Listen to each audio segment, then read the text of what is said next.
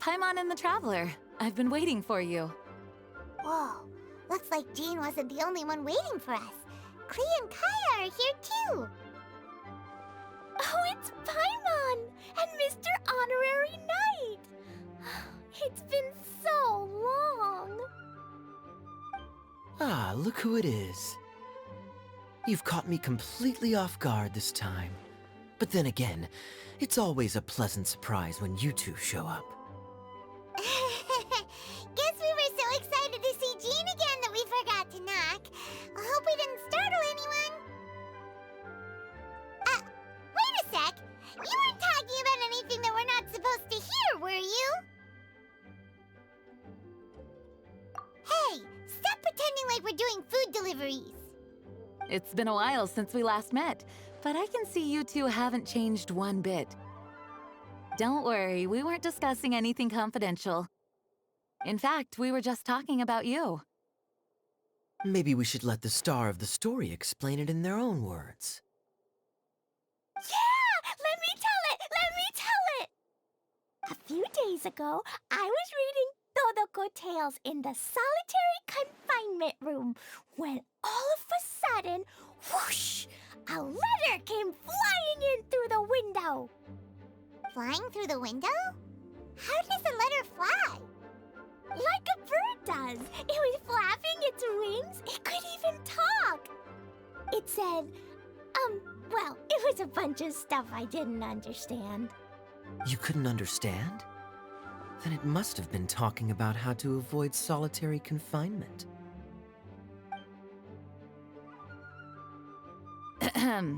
Kaya? Just saying.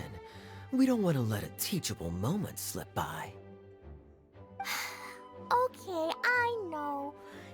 Anyway, the letter said, "Oh, Klee, are you behaving? I see you've wound up in the solitary confinement room again." Sorry about that. Mommy is busy these days and can't take you out to play. But there's good news. I have a friend who has very kindly invited you to visit her. Oh, so the letter's from Alice. In principle, yes. But the issue is that Alice's friend lives quite far from here. The letter says that Mom's friend lives in Sumeru. The Knights of Favonius could never agree to send Klee off to Sumeru on her own, but Klee is rather intent on taking Alice's friend up on this invitation. Yeah, I really want to go. You see? So we were wondering, who can we send with her on the journey? Preferably someone who's a reliable hero and with a history of saving Mondstadt. Oh, so that's why you wanted to see us. I do apologize, but Klee gets along with you so well. We couldn't think of a more suitable choice. Sure, we can do that, no problem, right? Can you really, Mr. Honorary Knight? Yay! With Mr. Honorary Knight around, Klee's not afraid of anything! See, I told you that he'd agree. In that case, we'll leave Klee in the trusty hands of the Traveler. And you too, Kaya. You should join them. I noticed you quietly completed that backlog of paperwork we had. You deserve the chance to unwind a little. Oh, so you noticed. Well then, I suppose I have no reason to refuse. Great! Things will go even more smoothly with Kaya around. Still, Sumeru is pretty far. It's gonna be a long journey. Don't worry, Mom's letter had a magic invite inside. Mom says we just have to all shout out where we want to go at the same time, and poof, we'll be there in the blink of an eye. Wow! Well, that'll definitely make things easier. It only works 3 times though, so we should only use it when we really need to. 3's plenty. 1 for the way there, 1 for the way back, and 1 extra, just for good measure. Sounds very mysterious. I still think we should use it sparingly. After all, we don't know the exact location of where we'll be headed, or what dangers we may encounter on the way. Here's what I suggest. Traveler, you're well connected. I'm sure you must have friends who are familiar with Sumeru. I say we start by teleporting to one of them. It'll give us a chance to test out the magic invite, and also find ourselves a local guide. That kinda makes sense. And since it has 3 uses, there's no point letting one of them go to waste. Couldn't have put it better myself, Paimon. So, do you have a particular contact in mind? Well, we need someone who's familiar with Sumeru and can be our guide, so sounds like we need a forest ranger. And everyone knows that the best place to go looking for a forest ranger is a little place called... That's the one! Maybe we can get Tighnari to help us. All right. Gandharvaville it is. Okay, I'm happy wherever we go, especially with Kaya and Mr. Honorary Knight. We should be on our way then. If you'll excuse us, Acting Grandmaster. Yes, let the wind lead. I wish you a safe journey. And Klee, I know. I'll be careful, I promise. Great! Okay, here goes nothing.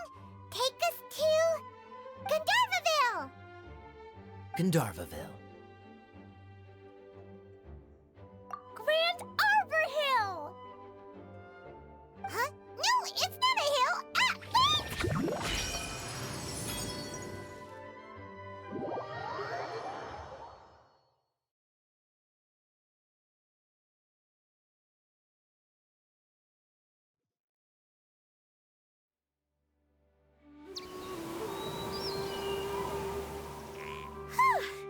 We made it.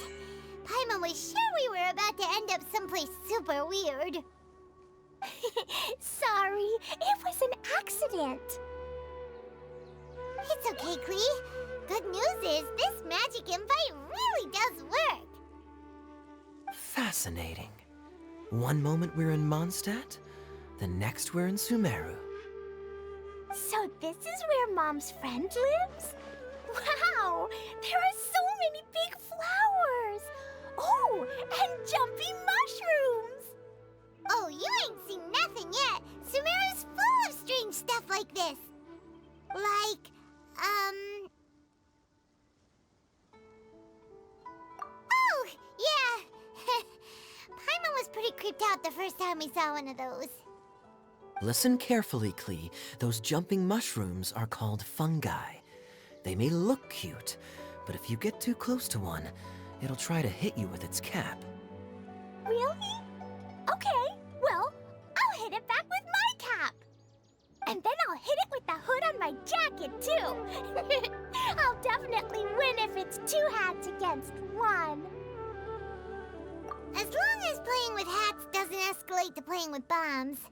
But Klee's our friend, so we should be able to convince her to keep this trip explosion-free. Right? Uh-huh. I'll be extra careful not to blow anything up. I mean, I'll try my best. Aw, that's very good of you, Klee. You're being very grown up today. Yep, I'm super grown up. I'm already the Spark Knight. Okay, Spark Knight. Well, keep up the good work, because very soon we'll be introducing you to a friend of ours called Tighnari in Gandharvaville. Hey, look! It's Kale! Huh? And is that Eula with her? What's she doing in Gandharvaville?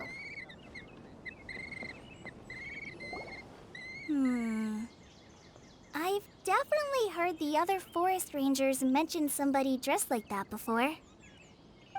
I see. Then it looks like my suspicions are correct. Who do we have here? Traveler and Paimon! Huh? Oh, Kaya and Klee are here too. Hi, Kale. It's been ages. Kale! Eula! What are you two doing here? Well, one's really more for Eula. What a coincidence. I didn't expect to run into a fellow Favonian captain this far from Mondstadt. How's the vacation going? Seriously? Bring the whole crew, why don't you? Is it just Paimon, or does Eula not look particularly thrilled right now? Oh, cool! Great idea! Let's go! If you're trying to accommodate me, there must be some misunderstanding. I'm fine. There's nothing embarrassing about running into colleagues in the wild. But earlier you were... Great. Well, I'm sure there's a fascinating reason behind why you're all the way out here in Sumeru. Do share it with us. If you must know, it's a little complicated. But simply put, I'm searching for a cousin of mine from the Lawrence clan. He went missing recently, and after searching his home, we found evidence that led us here. He appears to believe that somewhere in Sumeru lies the key to restoring our clan to its former glory. He came all the way to Sumeru for that? What was he going to do, enroll at the academia? I doubt he came here to learn. He's much too old to start getting a basic education now. And from what I know of him, I doubt he has any interest in intellectual pursuits. All he cares about is restoring his clan's honor. Nothing wrong with that idea in principle, but I'm not certain how fanatical he is about it. So, there's no knowing what lengths he might go to. As a knight and a member of the Lawrence clan, it's my duty to make sure he doesn't bring harm to others. Oh-ho. If this is true, then your cousin is quite a man of action. Traveling alone to Sumeru from Mondstadt is no mean feat. Nor is daring to make me personally concerned about his safety. He has no idea what's coming to him. You know, underneath it all, Paimon thinks Eula's a really caring person. Yeah, she's the best! She brought me some moon pie last time. He is family, after all. Anyway, I will make sure to find him and escort him safely back to Mondstadt. Now, back to you. How and why did you all suddenly show up here? I'm afraid that could be tricky. Master Tighnari is still at Parte I delivering his lectures. He isn't due back for a while. But I think I'll be able to help out. The description in the invitation letter is vague, but I'm pretty sure it's hinting at somewhere in the desert. The desert? Does that mean Mom's friend is from the desert? I guess I'll call her Auntie Desert for now. I remember Mahamatra Sino once told me a strange rumor about that part of the desert. They say there's a secret domain there that can make all of your wishes come true. Wait. Said I should just call him Sino. I keep forgetting that. Huh. A domain that makes people's wishes come true. Wow. So is it true? Does it really exist? I probably would have believed it a few years ago. But now that I'm a little older and wiser, I think it makes sense to be more skeptical about things like this. This explains a lot. The domain could well be a myth, but he probably figured he had nothing to lose.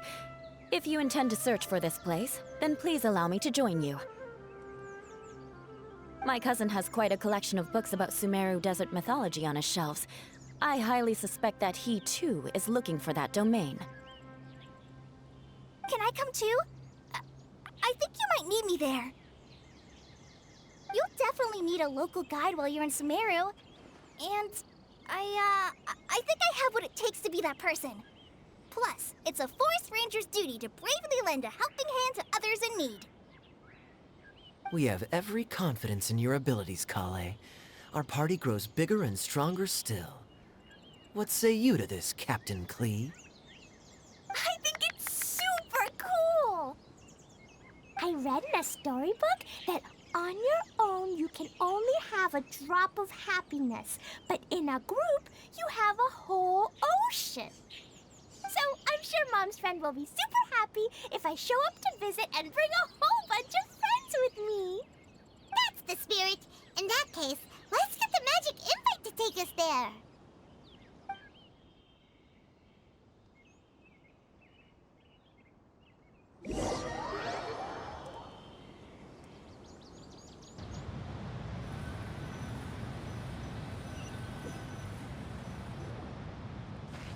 Whoa! This desert is huge! Wow, what an incredible sight. Yes, the scenery is quite magnificent.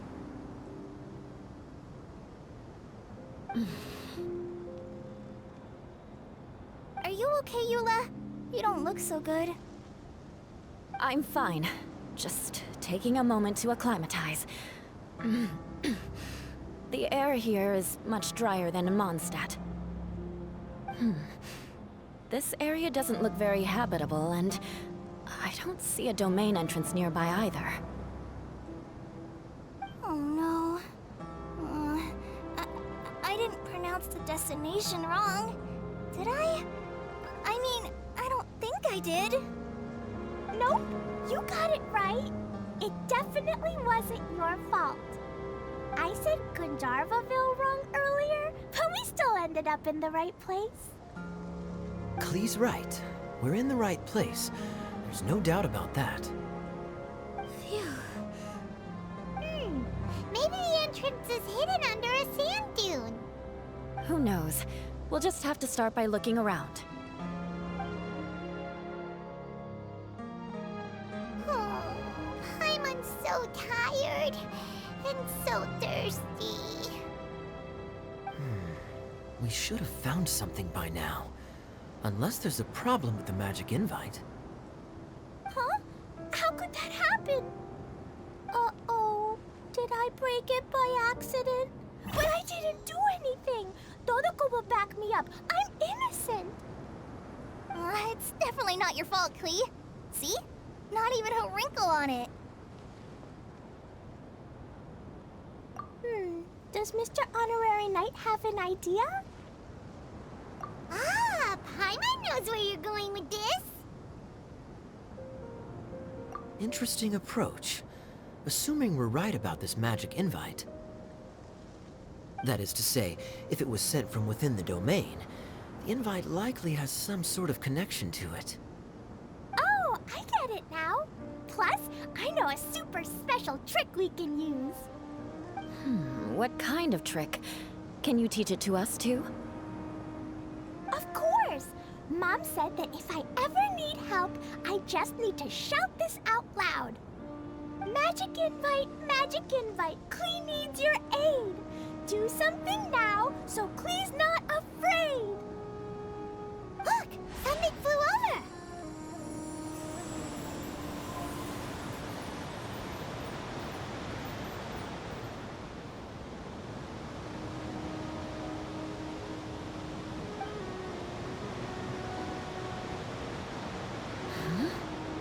It looks like a bottle.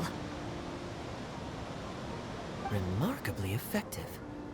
That's one trick I'll be keeping up my sleeve in the future. You should make a note of it too, Eula. Absolutely not. It's not my style. I suppose bottles are pretty common in Sumeru mythology. So, is this supposed to be the entrance to the domain? A domain? In a bottle? Huh. Well, if there's one thing we learned in Liyue, it's never judge a domain by its cover. Guess there's one way to find out if this really is the way in.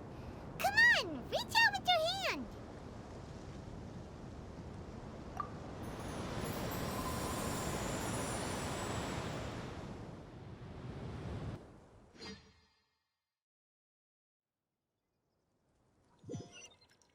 We made it! Oh, that answers that question. There's a path! I'm gonna take a look! Hey, don't run off and leave us all behind.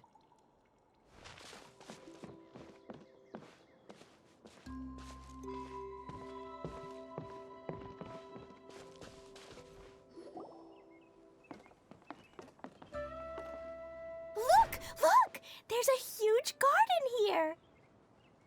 Incredible. It looked so small from the outside. Everyone, I suggest that we stop here for a moment. We should take stock of our surroundings before deciding on our next course of action. Since we're in a bottle, has anyone heard the story of the magic bottle? Oh, you mean the one about King Deshret and the genie in a bottle? I've read it before, but I struggled with some of the vocabulary. What's the story about, Kaya? Mom told me a story once about a group of adventurers who went to Bottle Land. But I don't think there was a magic bottle in that one. Don't worry, Klee. I can tell you all about the story of the magic bottle. But if you keep running off on your own, you'll miss all the good parts. Oh. Okay, I got it. I'll stay with the group from now on. You sense it too, don't you, Kale? Something's not quite right. Yeah, the scenery here is beautiful, but it's too quiet. And there's no sign of Klee's Auntie Desert here anywhere. Maybe Auntie Desert lives way further down inside. This place is super big, just like Fischl's Immer Nachfreich. We still have a long way to go. Guess we won't know until we get there. Let's keep going. Hopefully we'll meet her soon.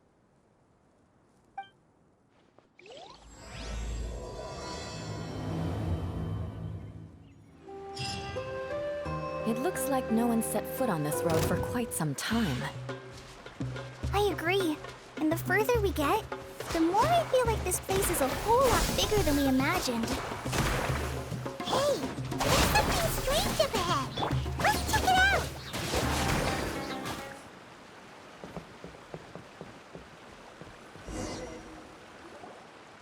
Wow, it's a big ball of water. I wonder what it feels like. Can I touch it? It's so big that we could probably pass straight through it.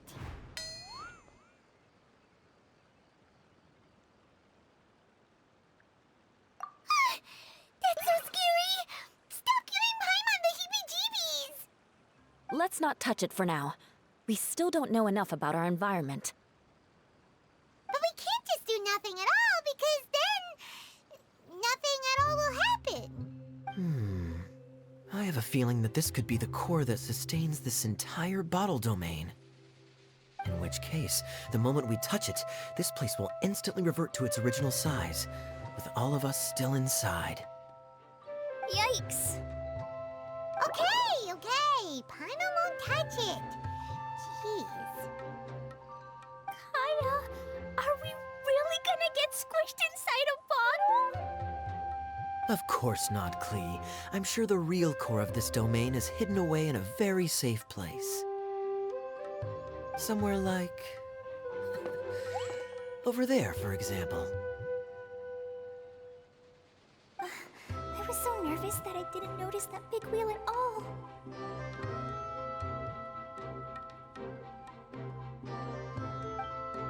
Wait, who goes there?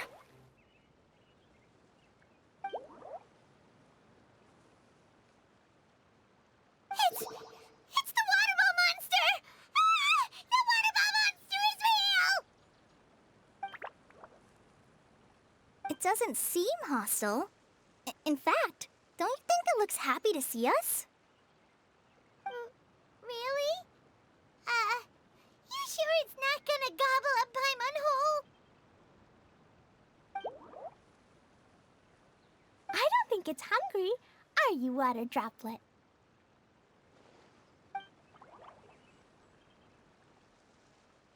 Oh dear. I don't know about anyone else, but I'm not understanding a word of this.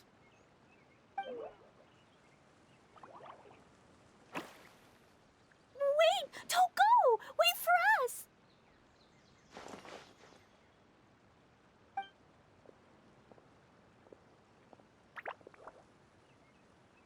Why'd it stop? Maybe it can understand us after all. Oh, I get it now. It's leading the way for us, just like the cats in Mondstadt. Like the cats? How so? When you're walking around in Mondstadt City, sometimes a cat will show up on the side of the road. It'll walk ahead of you for a while, and if you're curious enough to follow it, you'll soon find yourself in front of a fine establishment called... Exactly. So let's see where this water droplet takes us. It could be interesting. It went this way, right? Oh, hope we haven't lost it. Did the water droplet go into that cave?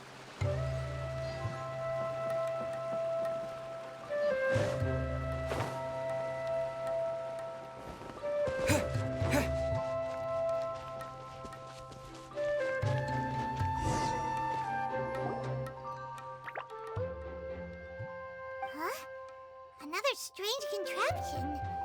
And there's a weird-looking wall over there. This kind of looks like that ball of water we saw earlier. Did the water droplet bring us here because it wants our help with something?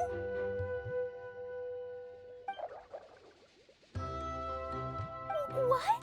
Your friend is trapped in the wall? Don't be sad, water droplet. We're here now. We'll save your friend. You bet. But how are we gonna save them? Do we have to break down this wall somehow? Nope, we can't do that. No breaking the wall. Do we need to find a key of some sort then?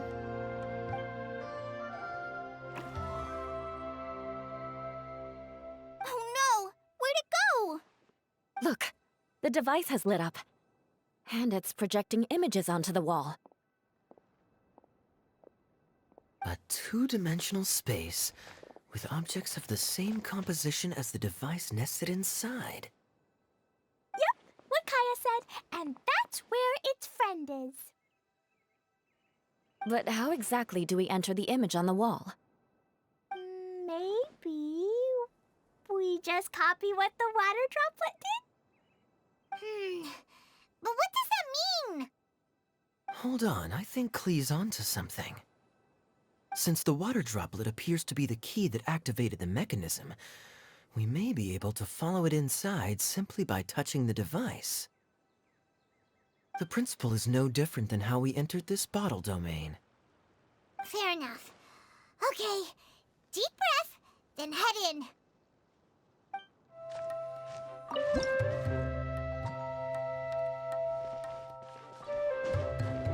Whoa! Huh? There's a box blocking your way. Wait, is it a reflection of this box in front of the wall? Come back out for a second.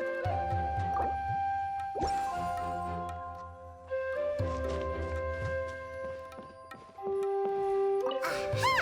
The box on the wall moved too!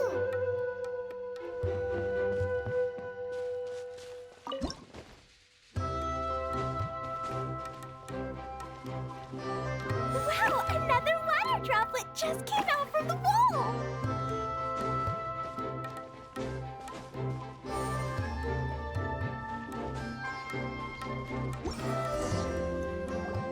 It was flat as a pancake in there, but as soon as it came out, it turned all plump and round. Guess it makes sense that the water droplet's friend is also a water droplet. Aww, and they both do the same thing to show they're happy. Water droplet number 2 ran off. It's saying thank you, Mr. Honorary Knight. That was a huge help. Traveler, how do you feel after entering that two-dimensional space? Any physical side effects? You sure seem fine to Paimon. Well, I'm just glad that you're okay. Good thing you is here to look out for everyone. Can't say the same for you, though, Kaya. You were pretty quick to send the traveler inside. Hey now, I only suggested that because I was confident that the traveler would be fine. Water droplet, is there anyone else here besides you and your friend? Yep, you know, anyone who looks like me or my friends. Oh, it ran off again. Hopefully this is a good sign. Amazing. Come on, let's follow it.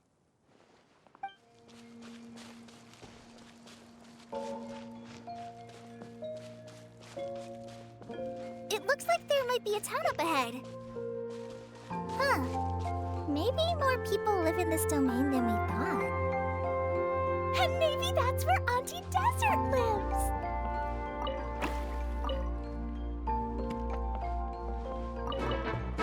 Daiya, the situation is now critical. Our window of opportunity to fix this is rapidly closing. I'm sure you've noticed just how much things have deteriorated in recent days.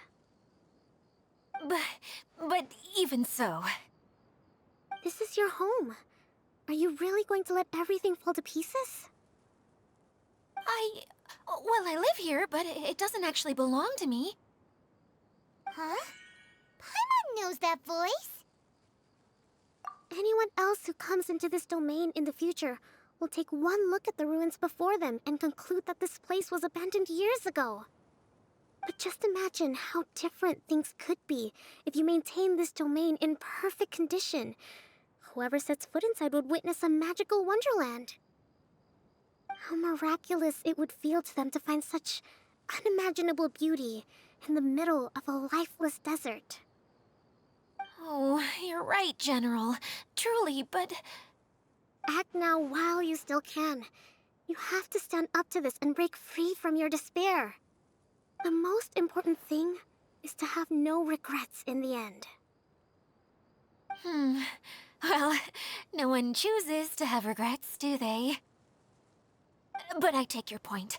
I'll try my best to stop running away. But the question remains of where to begin. Paimon's figured out who it is. Is it Mr. Honorary Knight's friend from a faraway land? A divine priestess? What's that? Is it a kind of mage?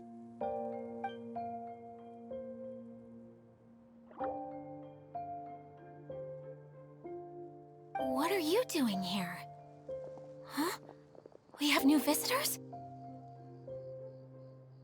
Greetings, everyone. This is the Valurium Mirage, and I'm the caretaker, Daiya.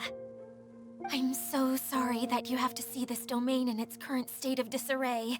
We are actively working on repairs, and everything will be back to normal shortly. I hope. Greetings, everyone. I guess I should introduce myself too. It's all right. Just leave the introductions to me. I kinda wanted to say hello in my own way. But no harm done. I guess I'll let her do the honors. This lady is a visitor to the domain, just like yourselves. She is a formidable military general. Have any of you heard of Inasuma's Onmyo Chamber? What chamber? Onmyo Chamber. It's an elite training academy for gifted students of Onmyodo. Practitioners are divided into 4 classes, A through D, and assigned the power of Shikigami based on their mastery of the art. Wait. This lady famously led the Class D underdogs to victory against the Class A favorites in the final mock campaign before graduation. An astonishing feat that few in the history of the Academy have ever achieved. Hence, formidable general is no exaggeration. Isn't that right, General? What's wrong? Huh? Wait, so the favorites were beaten by the classy underdogs? Paimon's not completely following.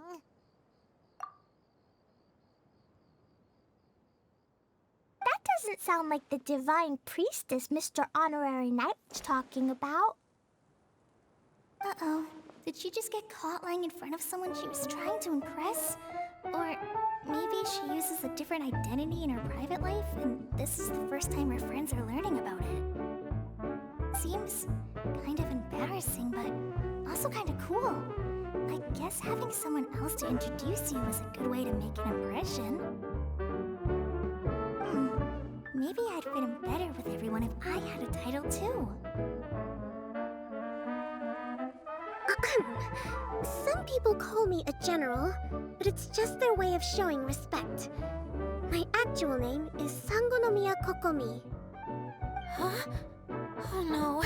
Sorry, my mistake, General. I mean, Miss Sangonomiya. Call me whatever you like, Idia. The only important thing about names is knowing who's who. Oh, I get it now. It's like that story that Mom told me that time.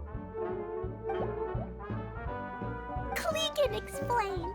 So basically, in the story, a big group of people go on an adventure to Bottleland. One of them's called the King, and some of them are called Knights. So, Miss Sangonomiya must be the super smart one who solves all the problems in the story. What's that one called again? Perhaps a sage? Indeed. Wisdom is an important attribute found in military generals. Okay, well, I'll just call you that. Miss General it is. Fine by me. Sounds really cute, coming from you. At least, cuter than my pen name, that's for sure. Well then, how should I address the rest of you? How could I ever forget you? But what about these esteemed ladies and gentlemen accompanying you? I'd be delighted if you could introduce me to them too. Wait, Klee wants a title too. Okay, got it. Klee wants to be a mage, the kind that flies around everywhere. Da-da-da! Whoosh! Kaya can be the master thief. Mr. Honorary Knight can be, the knight. And Paimon will be the fairy who follows the knight everywhere. Master Thief, huh? I did like playing pirates as a child, so I suppose this is an apt role for me. And I must admit, the master part is a nice touch. Hold on a second. Are you saying the position of knight is now filled? Yula can be the sword master who can cut through anything and also gets to wear a super sparkly cape. That's more like it. And Kale can be, the healer.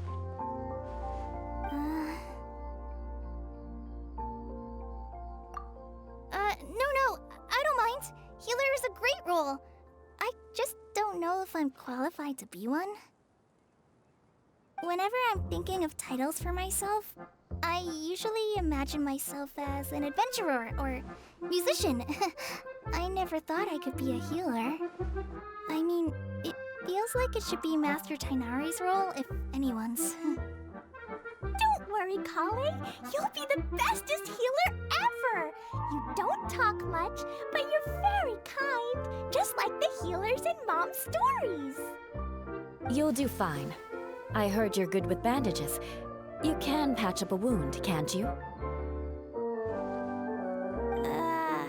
I can pitch a tent. Maybe you heard wrong? But I'll do my best. It's my first day filling in for Master Tainari, but hopefully it's the first of many. This is a great idea.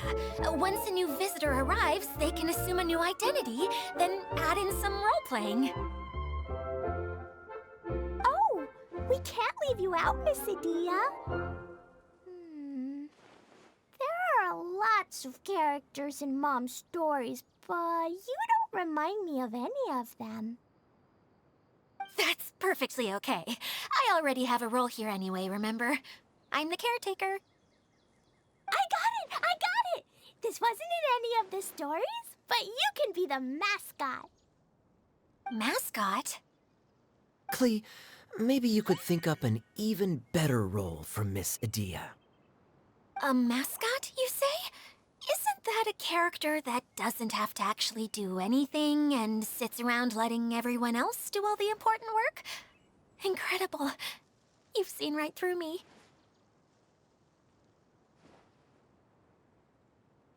Sounds like the idea of being lazy is pretty exciting to her.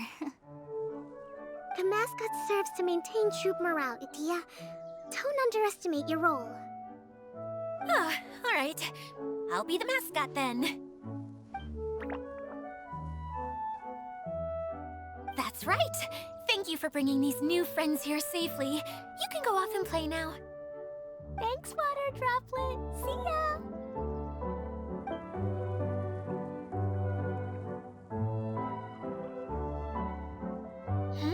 Water Droplet? Is that your pet name for it? I suppose it's as accurate a nickname as any. We keep getting sidetracked, but I believe you were saying something about being in a difficult predicament. Is something wrong with the Veluria Mirage? Oh, yes, about that. I'm afraid the entire domain has recently sustained some significant damage. It was as if the whole world was suddenly flipped upside down. A few components went missing from the core, which sustains the domain, and the impact cascaded out from there. Needless to say, many things in the Veluria Mirage have now stopped working. Just days after I agreed to let my friend's daughter come and visit too. When she gets here and sees the state this place is in... Oh, so you're Mom's friend? Hi, Auntie Desert. I'm Klee. Here, I brought the magic invite, see? Huh? Wait, so you're... Look how dilated her pupils are. She must be very surprised. Yeah, and not in a good way.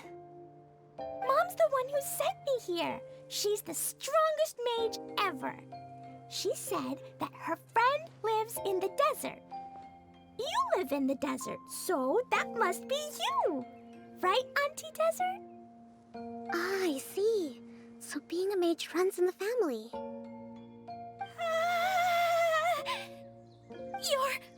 You're Alice's daughter! Oh, I just want the ground to swallow me up right now! Wait, that's it! I'll hide myself away in the core of the domain! Hide there until this all blows over! See you all in 100 years! Daiya's really going through it. She's like a shriveled little forest fungus, hanging its head in shame. Kale? That's a harsh analogy. Where'd all that come from? Don't worry, Auntie Desert. Klee's here to help you. And all my friends will help too. Just take a deep breath, and then another deep breath, and all your worries will fly away. Yeah, don't you worry. Sir Fix-a-Lot over here has a good track record with this kind of thing. Well, I'm useless, but it looks like that won't matter with all you capable people around. Fantastic. Don't put yourself down, Daiya. You're great too. Thanks for your encouragement. Anyway, for the time being, please talk amongst yourselves. That'll give me some time to think things through and maybe make a start on, delegating.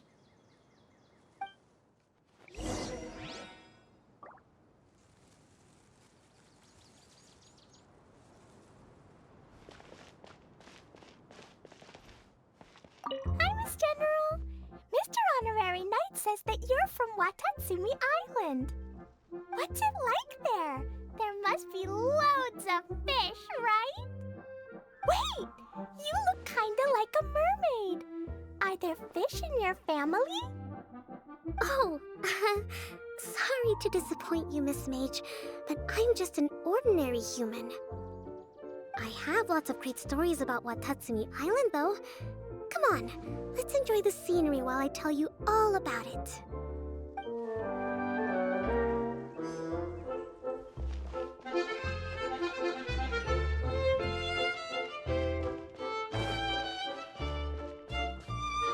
Feeling nervous, Kale? Well, it's your first time as a guide, after all. Hmm? Oh, no, not at all. I'm just, still settling into the role. So I was thinking about how to talk more like Master Tighnari. Well, the easiest way to imitate someone is to start with their most common turns of phrase. Oh, okay. In that case, put that mushroom down. Now, it's highly poisonous. There you go. With just a few simple words, you've captured your master's personality perfectly. Anyway, what about your role? Don't you mind being the master thief? It doesn't sound like you're one of the good guys. Maybe not. Until you factor in that I only steal from the enemy. I think that's enough to make me one of the good guys. Don't you? Oh! Fair point, fair point.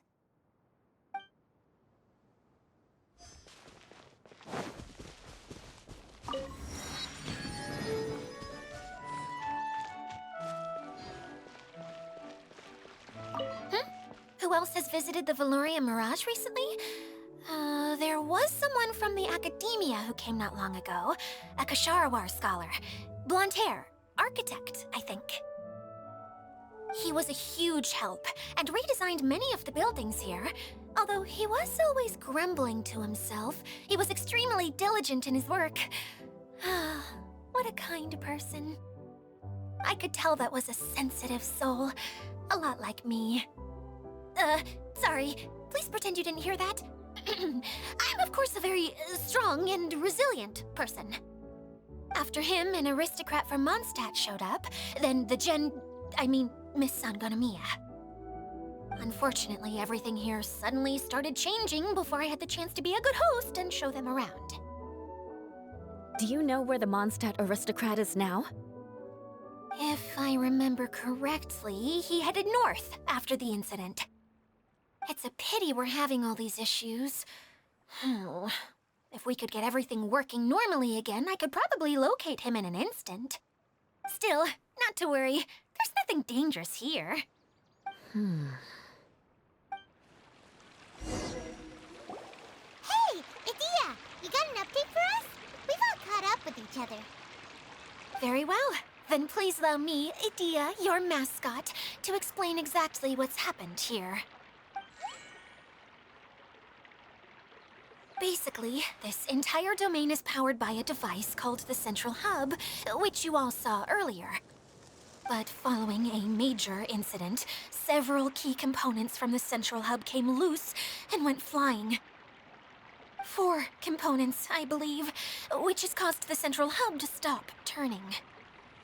Oh, so that thing's supposed to spin? Yes, it definitely shouldn't be frozen still like it is now. At least, that's not how it was when I first got here. Oh, I've done such a terrible job of taking care of it, it's so embarrassing. Hey, everything's gonna be okay. So, we need to fix the big wheel up there. And to do that, we need to find the missing parts. Right. I do know where one of the parts is. It landed not too far away. But the rest all landed in different areas. I'm afraid you'll have to go and look for those. Now, as the caretaker and your mascot, I shall announce your respective adventure duties. You can just be yourself if you want. No need to force the whole role-playing thing. Oh, I see. Okay, so I was thinking that maybe Swordmaster Eula and Healer Kale could investigate the northern zone, if that's okay? Fine by me. I was going to be looking for my cousin there anyway. I'll be your backup, Eula. I know you usually team up with Amber, so I'll try my best to fill her shoes. Oh? Well, this'll be fun. Let's see if a forest ranger can outperform an outrider. Master Thief Kaya and Mage Klee, if you could earmark some time in your busy schedules to search the west zone. Earmark? What does that mean? It just means we mustn't forget to do it. Don't worry. We can handle that. Fine Finally, we have our general, Miss Sangonomiya, and our knight, the Traveler. If there's no objections, please come with me to retrieve the first component. All right, well, if anyone finds anything, come back here and we'll regroup. Please take care while you're out on the road and look after each other, especially our little mage here. You got it. I'll take extra special care of Kaya. I'll be on my best behavior. Okay, we'll leave it there for now. You two, please follow me. I remember seeing it just behind the central hub. So, how come you didn't bring it back when you first saw it? I'd have been more than happy to, if this one component was enough to fix the whole domain. But with 3 other components to find, oh, I suddenly felt overwhelmed by how much work needed doing. Paimon kinda gets that. Taking the first step is always the hardest part.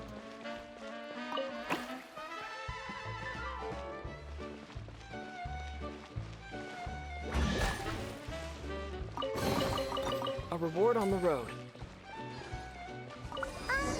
Hey, so Paimon's been meaning to ask, what brought you here, Kokomi? Oh, well, things have quieted down in Watatsumi Island for now.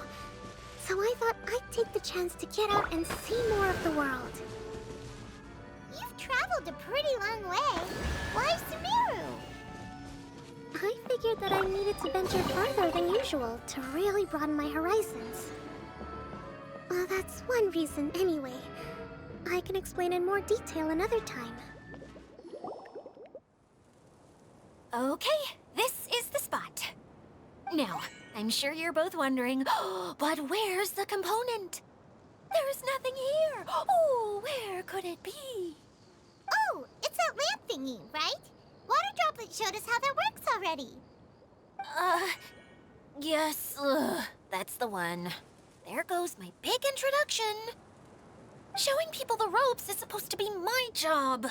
Oh, I can't believe I'm being shown up by a Hydro Eidolon. Cheer up, Daiya. The Hydro Eidolon can give a basic demonstration of how to use things, but beyond that, it can't communicate. That's where you come in. Your descriptions can explain everything in full, vivid detail. Paimon forgot how persuasive Kokomi can be when she really wants to. Sometimes having a genius strategist around really comes in handy.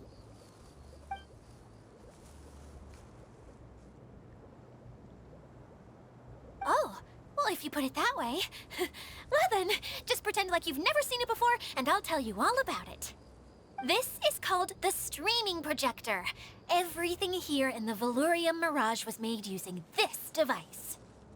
All you need to do is place an item in the projector, and you can construct a corresponding item based on the shape of the original and your imagination. At least, I think that's what it used to do. With the domain in its current state, only its most basic functions are still operable. Okay, not quite that basic. At the moment, it's only able to show 2-dimensional objects. I call them preprints. Think of it like a sort of draft or blueprint or something. So you're saying the component fell into the preprints? Yes, exactly. I'll leave you to go in and physically retrieve it. Well, I'll be out here rooting for you by doing a motivational dance. Really? No, sorry. I feel like I have 2 left feet when I try to dance. I guess I'll just find a place nearby to sit and wait patiently for you. Hey, come on! Cheer up! We'll handle everything from here!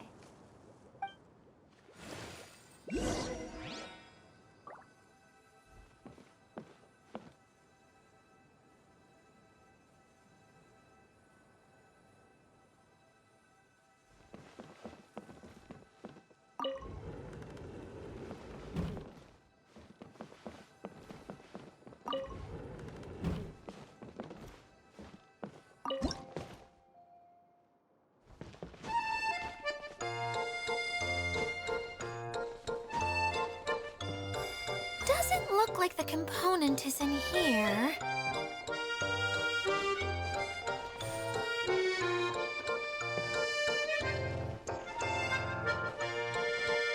Yes, that's the one! Now you just need to bring it back out. What is this thing anyway? Some kind of gear? And why is it so small? It doesn't look like it belongs in that huge wheel. It's hard to explain, but I assure you that it's definitely one of the components. So that leaves 3 more components missing. Every journey begins with a first step. I think we're off to a good start, and things should keep going smoothly from here. You really think so? I suppose you're right. She did manage to defeat Class A at the Onmyo Chamber, after all. You don't need to keep bringing that up. Anyway, thank you for all your help. I'll take this and start trying to repair the central hub. You two may as well head back to town. Oh, why am I so clumsy? Once again, I was no help at all. The least I can do is try and handle the actual repairs.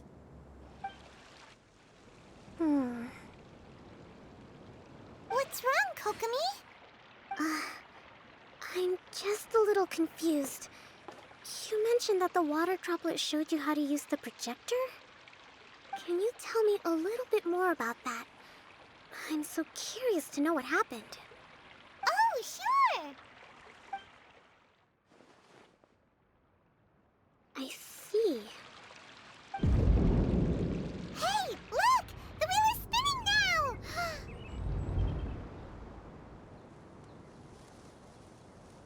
Oh, and now it's stopped again! Well, that didn't last long. It also wasn't spinning at the right speed. Before the incident, it spun much faster than that. Oh, so you saw it back when it was still working? Oh, yes. I arrived here a little earlier than the rest of you. But the incident took place not long after I entered. Like Daiya said, it felt like the world was flipped upside down. Well, I don't know how else to describe it. And I certainly don't want to experience it again. No, it's no use. Seems it won't run until all the missing components are returned. For a moment there, when it started turning, I got excited. I thought that maybe the hub can work just fine without the other 3. Wishful thinking is only going to lead to disappointment, Daiya. Let's stick to the plan. We'll get there. Hey, Mr. Honorary Knight and Miss General are here. Oh, and our mascot. You beat us! I was sure we were gonna be the first ones back. Hey, how'd it go?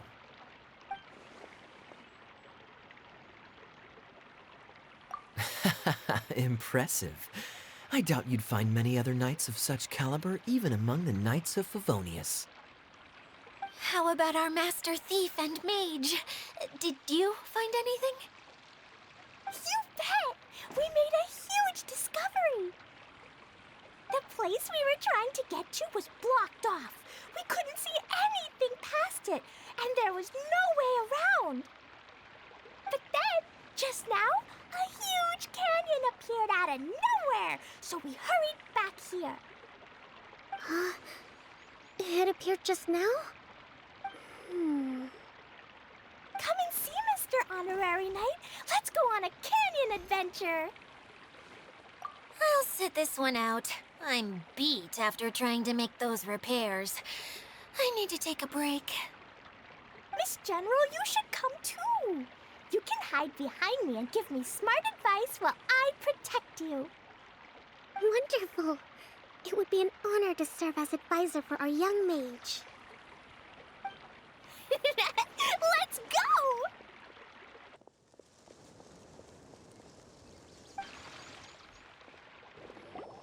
Here it is! Here it is! See? This canyon wasn't here before. Just before the canyon appeared, I heard a faint sound. like something mechanical turning. Ka-chuck, ka-chuck, ka-chuck. Could it have been the central hub? That would mean this canyon appeared after it started spinning. Hey, you, oh. New guys, huh? Oh, hey!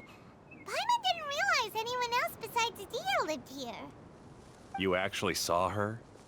She's barely shown her face since everything started falling apart here. Excuse me for asking, but who are you? Oh, right. I didn't introduce myself. I'm Ferdinand. Me and my brothers look after this whole zone. Well, we used to, until this whole domain was, like, flipped upside down, or whatever. The method we were using to make the carts and tracks stopped working after that. Daiya is working on repairing the domain. We were just with her before coming here. Really? Huh. I assumed that she'd be curled up in a fetal position somewhere, hoping all her problems will magically disappear on their own. Good for her. Anyway, I checked all the stations around the whole circuit. They've all conked out. Conked out? How? Would you mind elaborating a little for us? But aren't you just travelers who stumbled upon this place by accident? Nuh-uh! I'm Mage Klee, Daiya's helper. A mage? You? Allow me to explain. Okay, I gotcha. Well, right now the more helpers we got, the better, I guess. Anyway, our first priority is to get the carts here up and running again. Oh? And why is that? The roads here twist and turn so much that the best way to get around is by riding the rail tracks instead. Let me show you. This is what we used to make them. Did Daiya bring you up to speed on these things? Yep. Basically, we need something that we can put inside that'll make a cart for us. Like what? Can it be anything as long as it looks like a cart? Yeah, you could put it that way. But one other thing is that it has to be compatible with the tracks. So, something like a sedan chair, maybe? But I'm not sure we have all the materials required to build one of those. How about you, Traveler? Any ideas?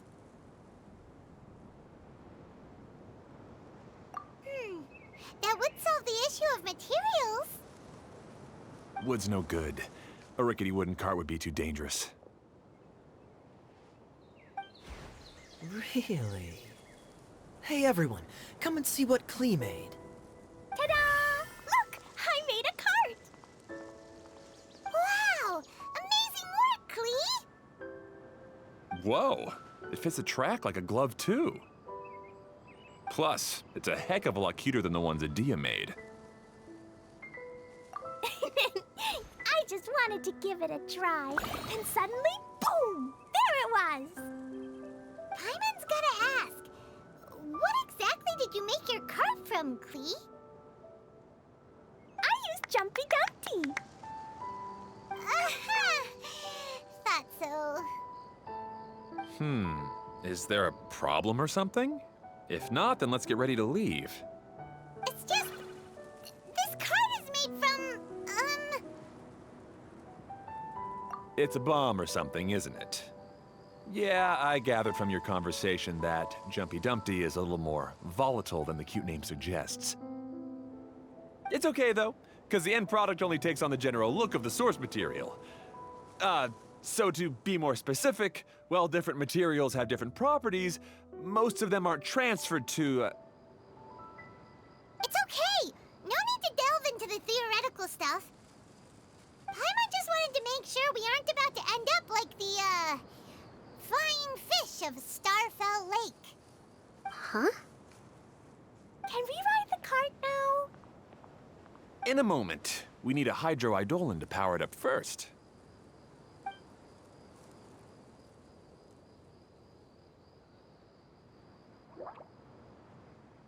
Okay, she's ready to roll. Hop in.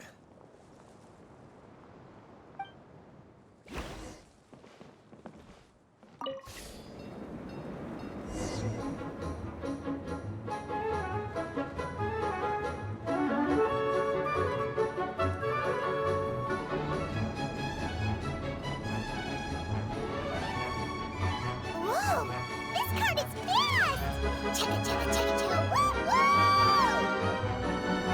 Yeah! I'm gonna call it the choo-choo cart!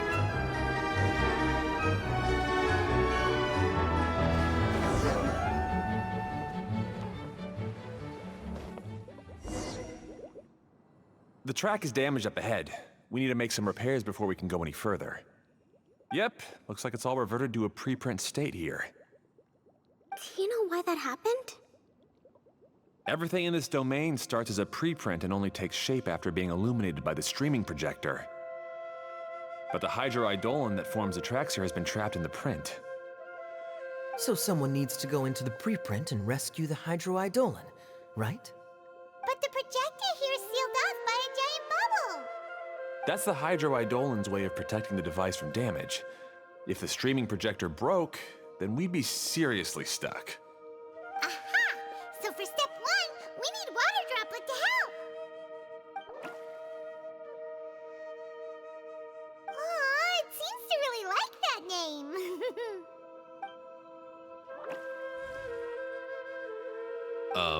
Any volunteers for step 2? Leave that to us. We know what to do.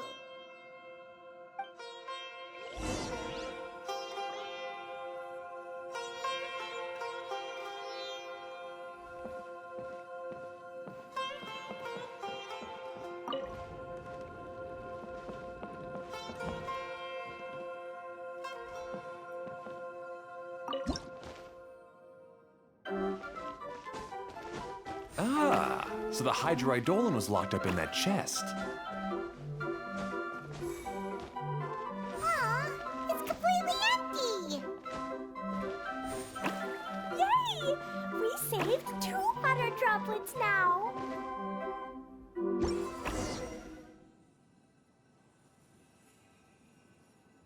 Whoa, water droplet just transformed into some new tracks. Good. Let's keep going then.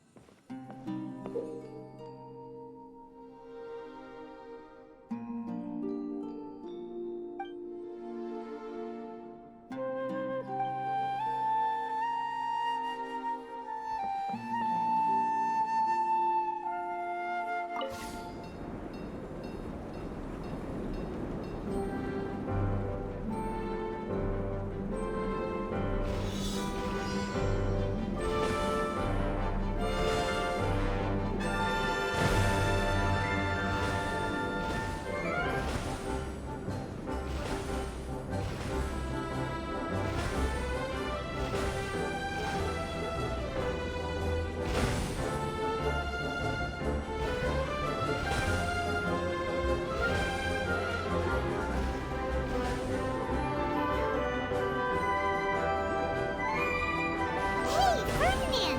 You mentioned that you managed this place together with your brothers. Did you mean that your brothers are water droplets? No. The hydroidolins are like helpers here. As for my brothers, well... those two. You'll meet them soon enough.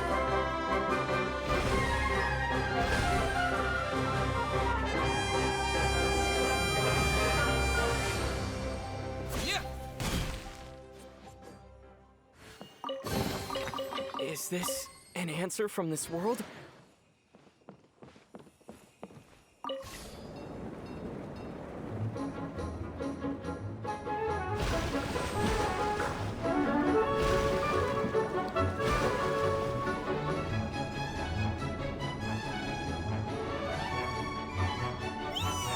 Look! Klee can fly just like Paimon now! This is way more exciting than how Paimon usually flies.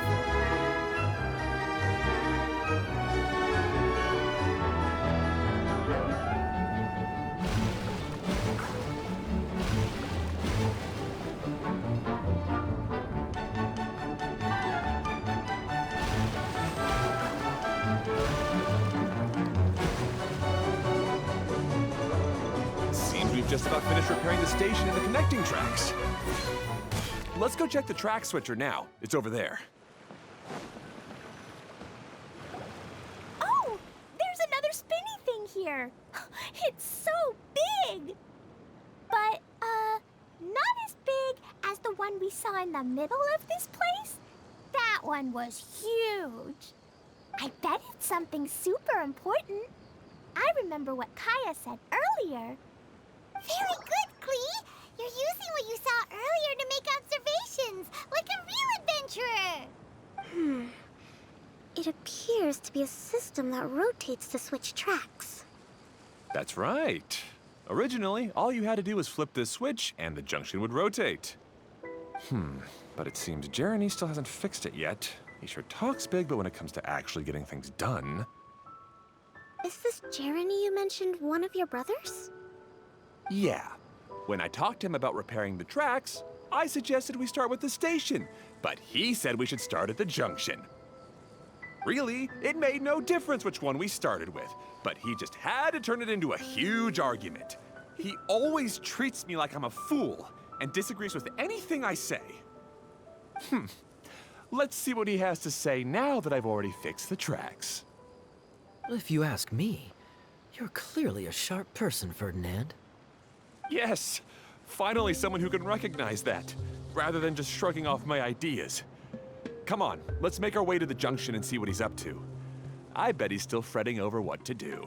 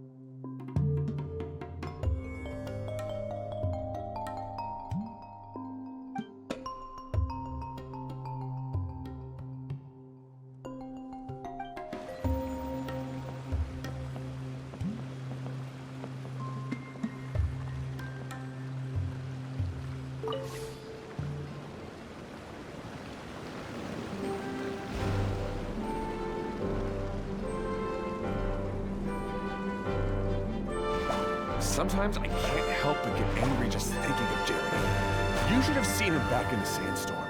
I suggested we go east, and he argued that we should go west. You were in a sandstorm? What happened after that? We separated and each went our own way. Lucky for us, we stumbled across this domain.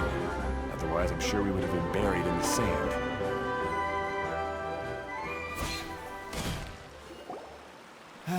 Everything will get better once we get the switcher working again. Still stuck here just as I expected. Well, did you make any progress? Didn't I already tell you? Just have the hydroidolins fix the junction and then make a new cart. After that, we can use the junction to... Wait a minute, how did you get here? It took a lot of effort for me to climb all the way up here. The answer is standing right in front of you. Yeah, sure. Those travelers must have helped you. You never get anything done on your own. You always get someone else's help and then try to take the credit for yourself. You're one to talk. What have you managed to accomplish, huh? You were here just moping around all day. Whoa. They started arguing the moment they saw each other. But aren't they supposed to be brothers? Me? His brother? Hardly.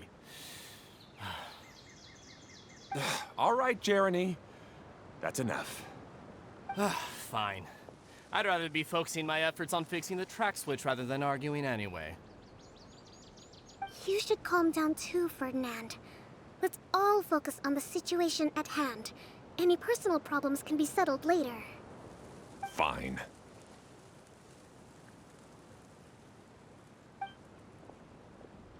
I'm sorry you had to see that. My name's Jeremy. I'm one of the people responsible for taking care of this area. I assume you're the ones who helped repair the tracks. Thank you very much. It means a lot.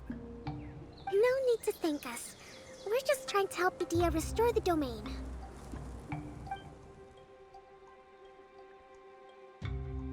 I see. Now that you and Ferdinand brought the cart up here, we'll need the hydroidolins to fix the area below. Them again, huh?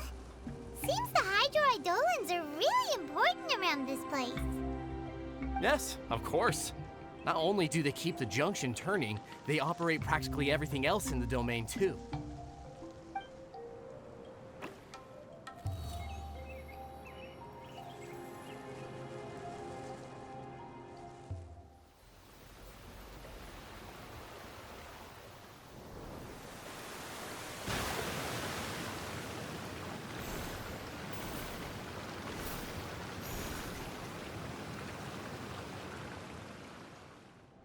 All right.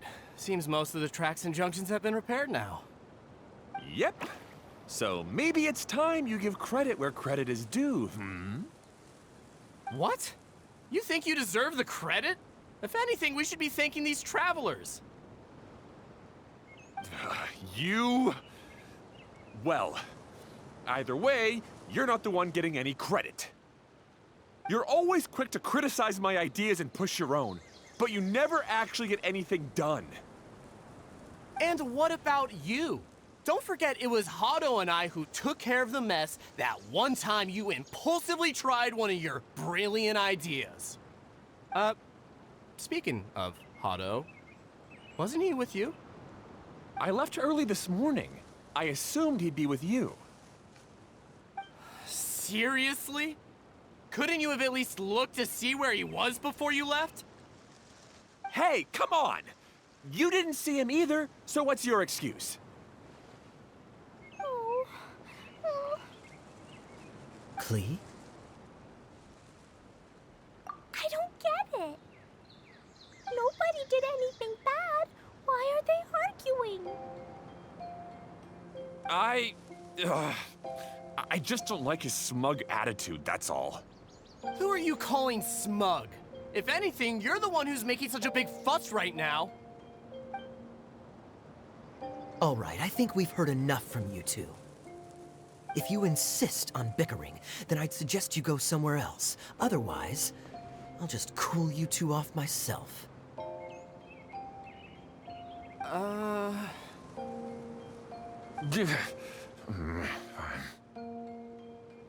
Now, come with me. I'd like to have a word with you. Phew. Don't be upset, Klee. There are many complicated situations in this world which don't always have a logical explanation. As a passing traveler here, it's not my place to comment on their disputes. But in my experience, family issues can be the toughest to resolve. Seems you don't like dealing with this kind of thing either, Kokomi. But it's still not right. I don't know how to explain my feelings. I'm sorry. We've calmed down.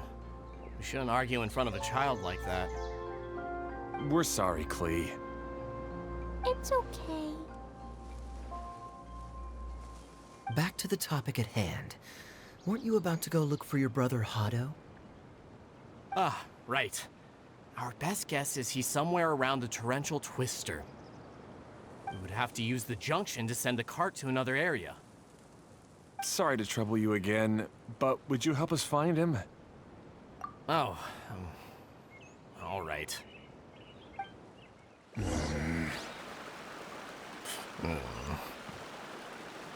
come on, you two. You're brothers after all. Can't you try to get along?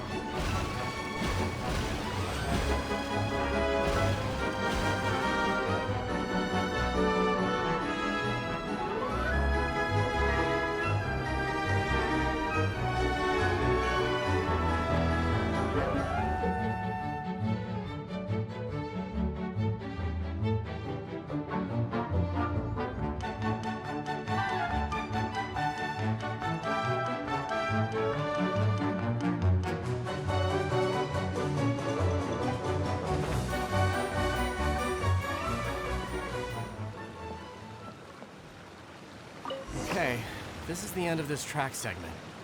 Otto should be nearby.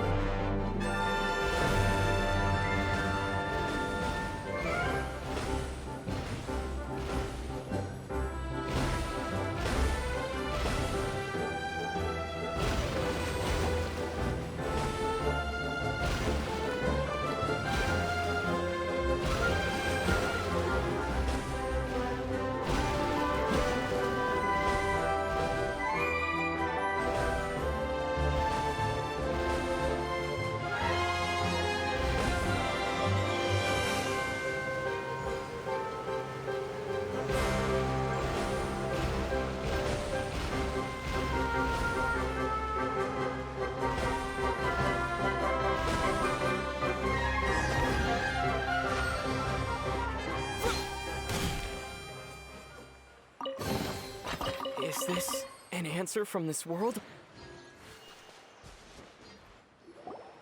Ah, I guess you had repaired the tracks and stations as soon as I saw a cart come zipping along. Now that the tracks, station, and carts are all repaired, we're about ready to reopen Torrential Twister. It'll be good to see my design back in action again. You're in no condition to be out running around like this, Hado. Yeah, but these are unusual circumstances. That's true, but you should stop to think things through. Exactly. If there's anything that needs to be done, you can just let Ferdinand and I take care of it. You and Ferdinand? Together? It would be a miracle for you two to do anything together without fighting. Hey, that's between Jeremy and me. No need to add fuel to the fire, okay? I'm not trying to make trouble. I'm just saying. Hey, Ferdinand? Oh, don't worry. We're not arguing, Klee. We're just, discussing some things. Are you and Jeremy worried about Hado? Hmm? Why don't you just talk to him about it? Kaya's also worried about me sometimes, but he doesn't ever criticize me. You're right, but our relationship is much better than these guys. Well, our situation is a little different. Really? How so? We've been through this kind of thing before. If we didn't warn Hado, then he wouldn't take it seriously and something would eventually happen. As his brothers, we have to help him. But it doesn't look like you're helping. Huh? Maybe Klee doesn't understand everything. But my mommy told me that you help someone to make them feel happy, not to make yourself happy. Hado sure doesn't look very happy. Why don't you ask him what he needs? Klee's right, you know? You three need to open up and talk things through. You are brothers, after all.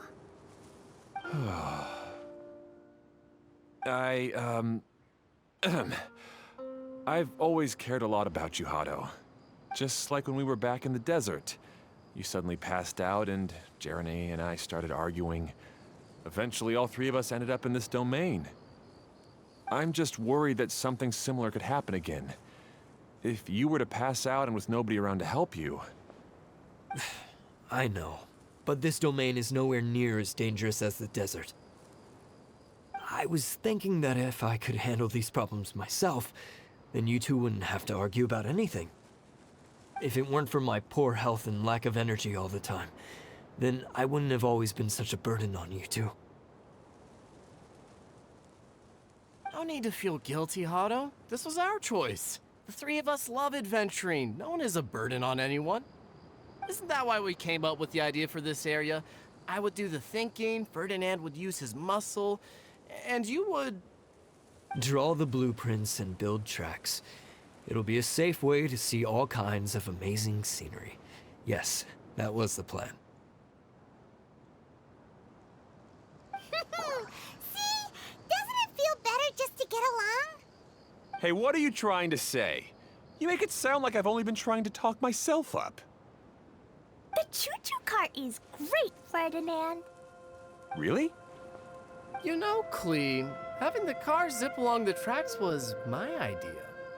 Yeah, what an amazing idea! You're so smart! Hey, Klee, do you want to ride even more fun carts? Yay! Let's ride more! Looks like all three of them are trying to win Klee's approval now. Klee hasn't realized it yet, but her innocent, childlike nature is very powerful. It can inspire and even help heal others. Hey everyone, please come with me. We need to get the hydroidolin in the cart to help us.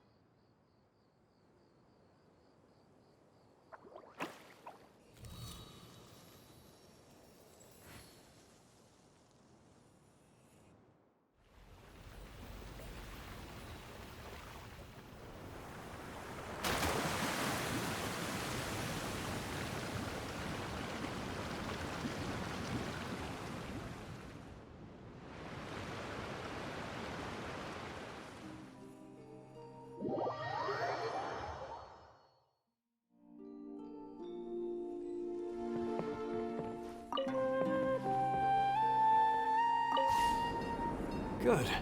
Torrential Twister is ready to run. Let's go to the station at the start of the track.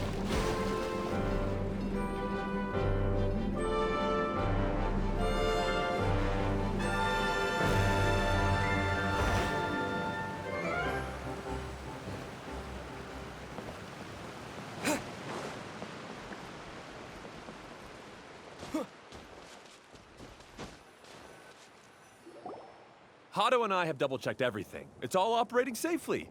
You can go for a ride now. Hold on a sec. Before we say goodbye, I have something I'd like to give you all. It's a rock climbing rope. We used it on our adventures to climb mountains and traverse many places. Huh?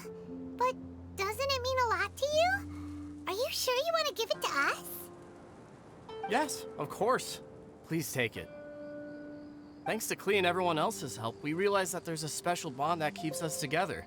Even though it's invisible, it's even more important than rope. We can always hold on to it through tough situations. Huh? I helped? Yes, Klee. You are a big help. Even bigger than that huge thing in the middle of this place? Yes, much bigger. Wow, that's huge! I'm so happy. By the way, have you ever seen anything like the choo-choo cart in the outside world? Nope. Today was the first time I rode anything like it. Is that so? I guess I'm not surprised. Seems you won't find Torrential Twister anywhere else. Be sure to come back and ride the choo-choo carts again while you still have the chance. Yep, I will.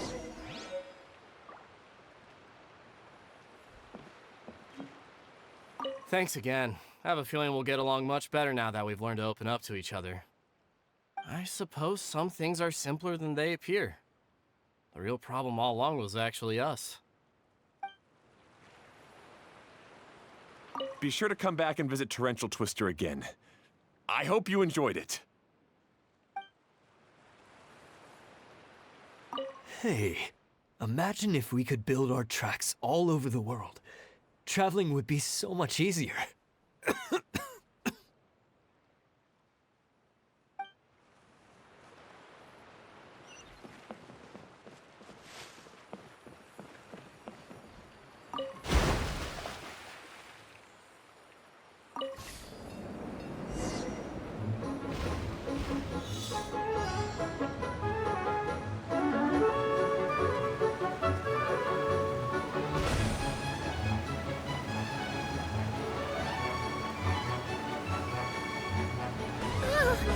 This is even higher than I expected.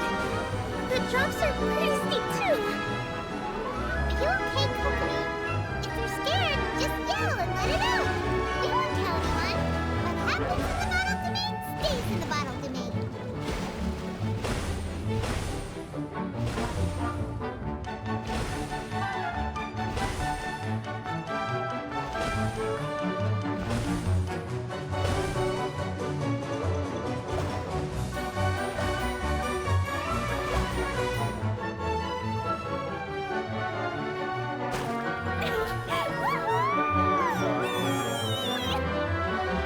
Looks like Clee's having the most fun.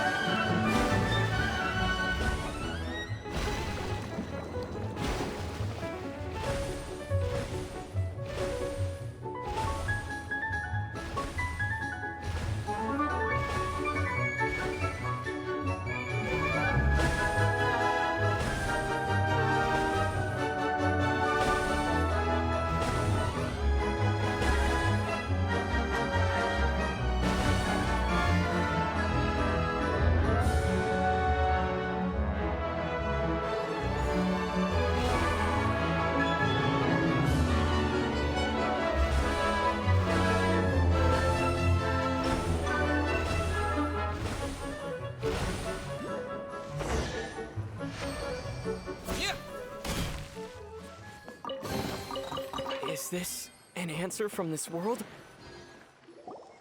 That's so much fun! Klee can fly across the sky like a real mage now. Guess that sort of makes sense. Wait, but if being able to fly makes you a mage, what does that make Kaya, since he's here too? Nothing! Kaya's just a master thief. Don't you remember, Paimon?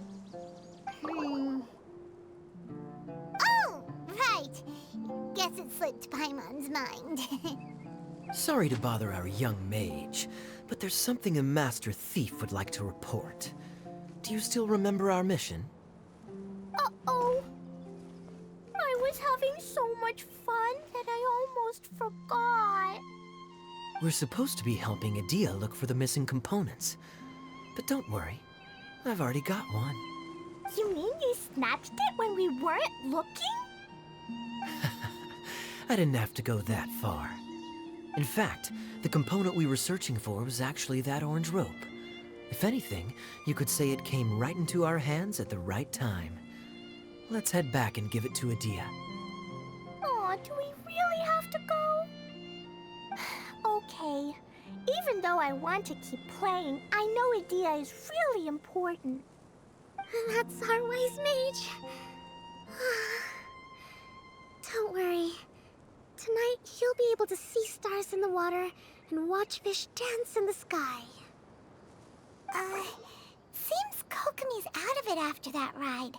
Her face is completely blank and her lip was trembling while she was speaking. I thought I was keeping my composure pretty well. Don't worry, my mind is always spinning. I'm used to this. We should head back to Daiya. How about we hold hands, Miss General? Klee will give you energy.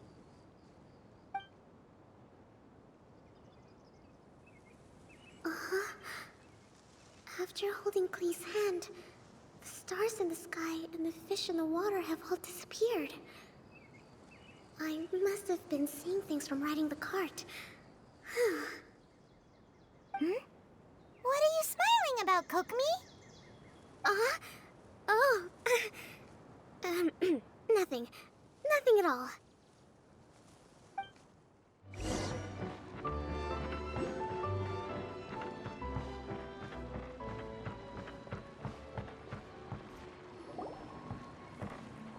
Welcome back! Well, any good news? Oh, don't tell me! You've taken care of all the problems and now I don't have to do anything? Yeah, we even rode the choo-choo cart. Do you want to come ride too? But maybe you'll have to wait till tomorrow. I'm a little tired now. Seems she had a little too much fun and now she's about to crash. I think it's time for a rest. Good idea. I think we could all use some downtime. Thanks for giving me some energy, Klee. Then we'll see you later.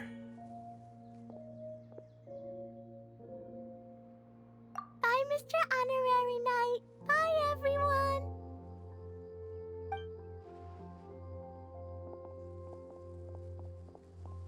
Well, it sounds like our young mage enjoyed herself.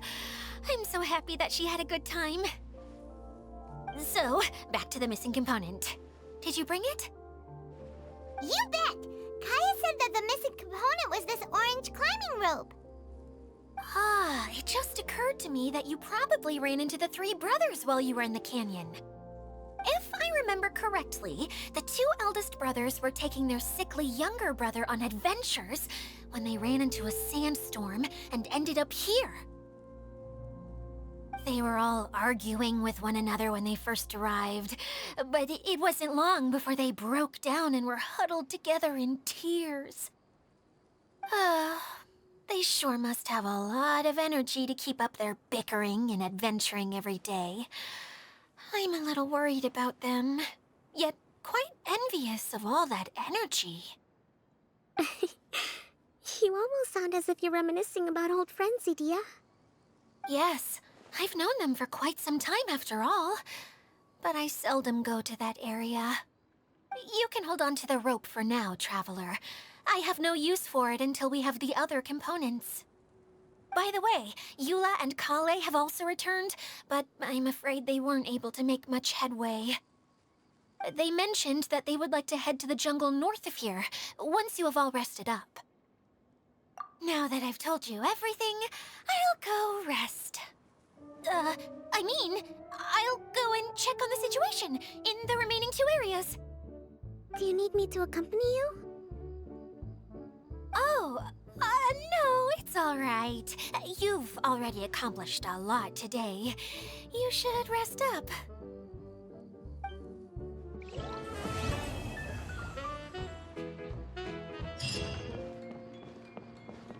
Who would have known I'd find myself in such a mess? Oh, after all that talk with Alice about letting her daughter visit too. But just as the General said, if we can restore the domain, then...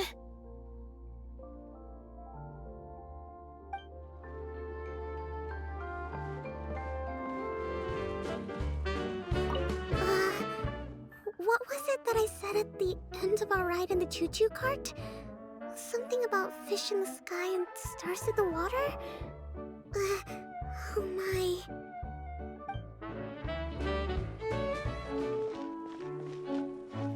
Hey, Kaya! You promised to tell me the story about the genie in a bottle if I didn't run off, remember? Yes. All right. Where did I leave off? Oh, I remember! The genie came out and was going to eat the shepherd boy who opened the bottle. Right. As the genie opened its wide, menacing mouth, the shepherd boy suddenly had an idea. Did he throw a Jumpy Dumpty into the genie's mouth? I'm sure that's what he would have done if he had a Jumpy Dumpty. But the shepherd boy didn't have anything like that. He said to the genie, "Wait, how could your massive body fit inside such a small bottle? I won't ever believe it unless I see it with my own eyes." The genie became angry and said, "Mwahaha! Foolish boy! You dare question my powers?" The genie then returned inside the bottle, and the boy swiftly sealed it shut.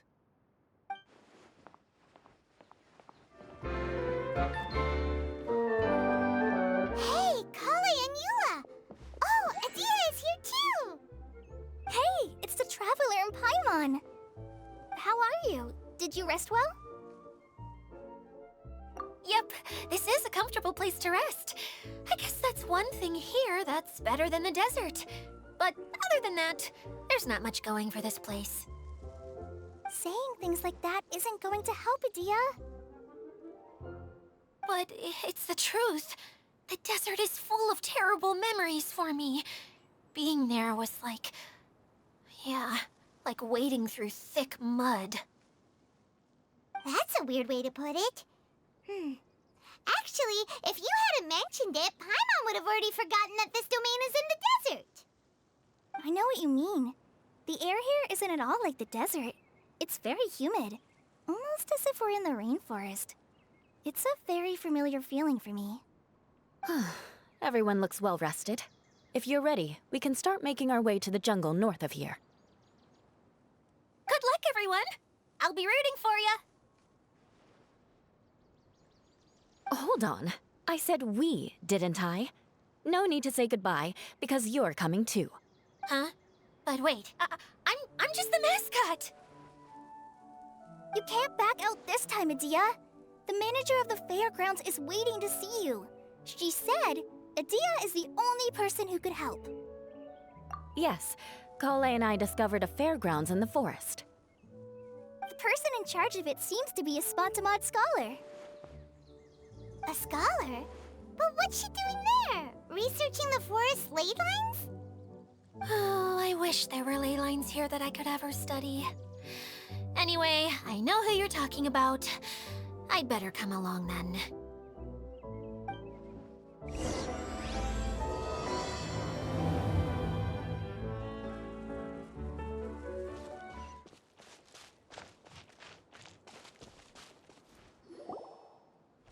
Finally, someone has arrived. Sorry to keep you waiting, Maimuna. We've brought Daiya with us. Thank you, Kale. It's been quite some time since I've seen you, Daiya. To be honest, I didn't think you'd actually show up. If anything, I thought you'd be curled up somewhere crying alone. Hey, you shouldn't be saying things like that. Doesn't seem to be the first time Paimon's heard someone say that about Daiya, though. You want to see me cry? Fine. I'll stop crying right here. No, please don't. All right, I shouldn't have said that. Now, who are these two? And Paimon is Paimon! They're reliable helpers. Lucky for you that I found them. You'd better be more careful about how you speak to them, okay? Of course. Good to meet you. You may call me Maimuna. For the sake of time, we should forego the usual pleasantries. Please follow me.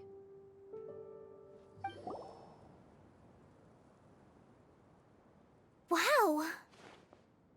Look at that huge tent! Amazing, isn't it? I helped make it. What fun would a fairground be without a tent, right? Really? Paimon knew you couldn't be so pathetic. You just act modest all the time to hide your actual abilities. Huh? What is it, Kale? Sorry. I'm not sure if I should tell you. I'm afraid it might dampen the mood. That's not important. Please, just speak your mind. Well, there are lots of vendor booths set up here, but there's no one running them.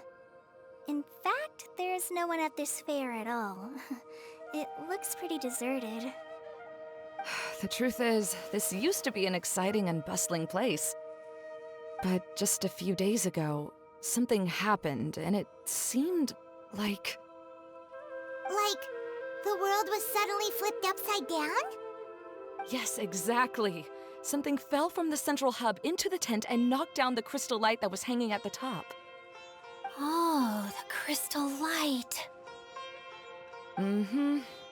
I remember a certain someone said that we should have beautiful lights to celebrate at a fair, and made us that crystal light. But once the light fell, the tent became a complete mess and the Hydro Eidolons were trapped inside. Just when I was at my wit's end, a man from the Lawrence clan came and offered his assistance. Wait, he offered to help you? Yes, and he refused to listen to any of my warnings. He just walked straight into the tent, and then... Yes? And then? Yeah, don't leave us hanging here! What happened? And that's it. He became trapped inside along with the Hydro-Eidolons. Oh no! We have to do something! We can't just leave him there, Maimuna! I know, but the situation inside might be more difficult than you think. You should mentally prepare yourselves. Just talking about it is a waste of time. Since we're already here, let's go and scout out the situation ourselves. All right, this way, please.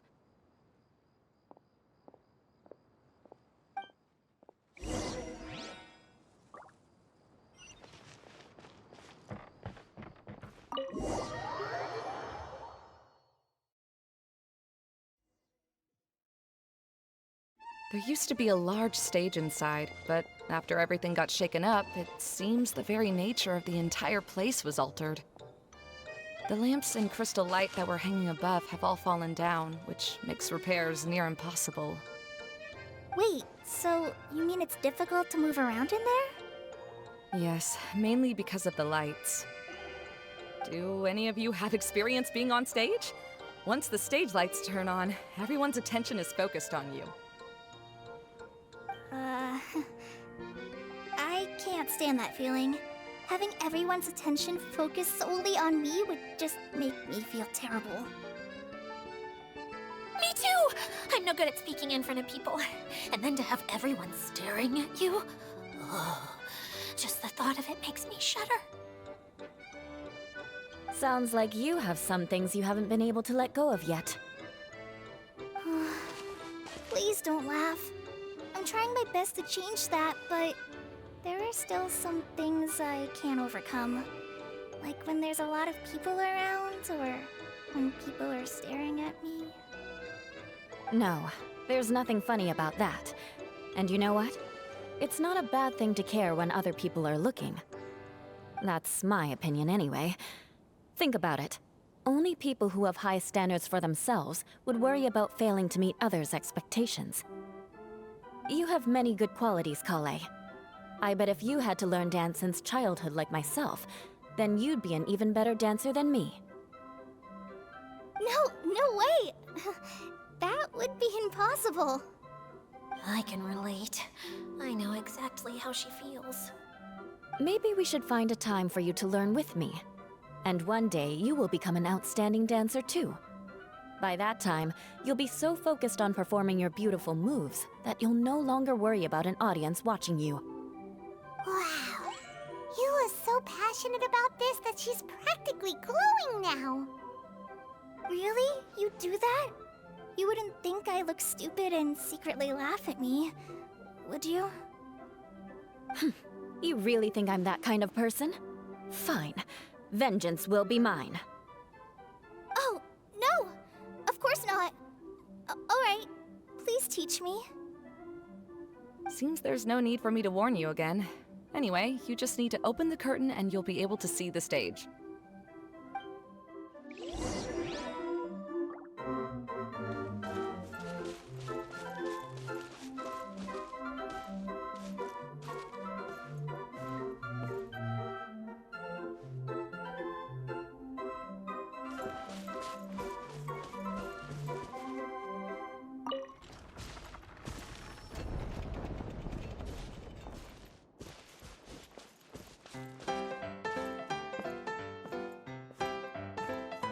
Wait, what's that thing in the middle there? That's my crystal light! It's been locked up. Well, let's figure out a way to fix this. Looks like we need to raise the platform underneath the crystal light. If I remember correctly, the stage controls should be somewhere around here.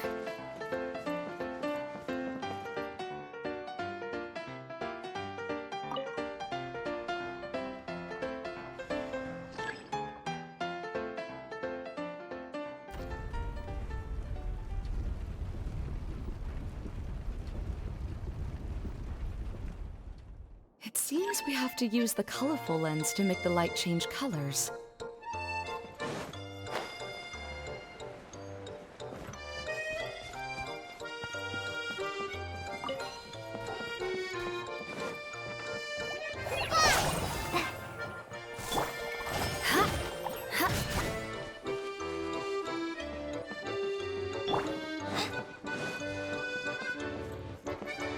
That's one way of shining new light on the problem. Hey, Maimuna? Do you happen to know someone named Sino? No, never heard that name before. Why do you ask? Oh, never mind then.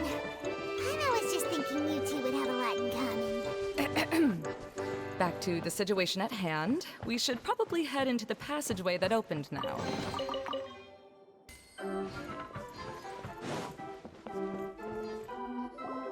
Hello? Is anyone here? If you can hear me, please help! Lessig Lawrence? Who are you? Who has the audacity to utter my full name? You sure don't look like you're in any condition to be talking like that. Yep. He's a member of the Lawrence clan, all right. Even though he's hanging on by a thread, he still insists on clinging to meaningless etiquette. You. What are you doing here? Huh. Have you come here to mock me, Eula?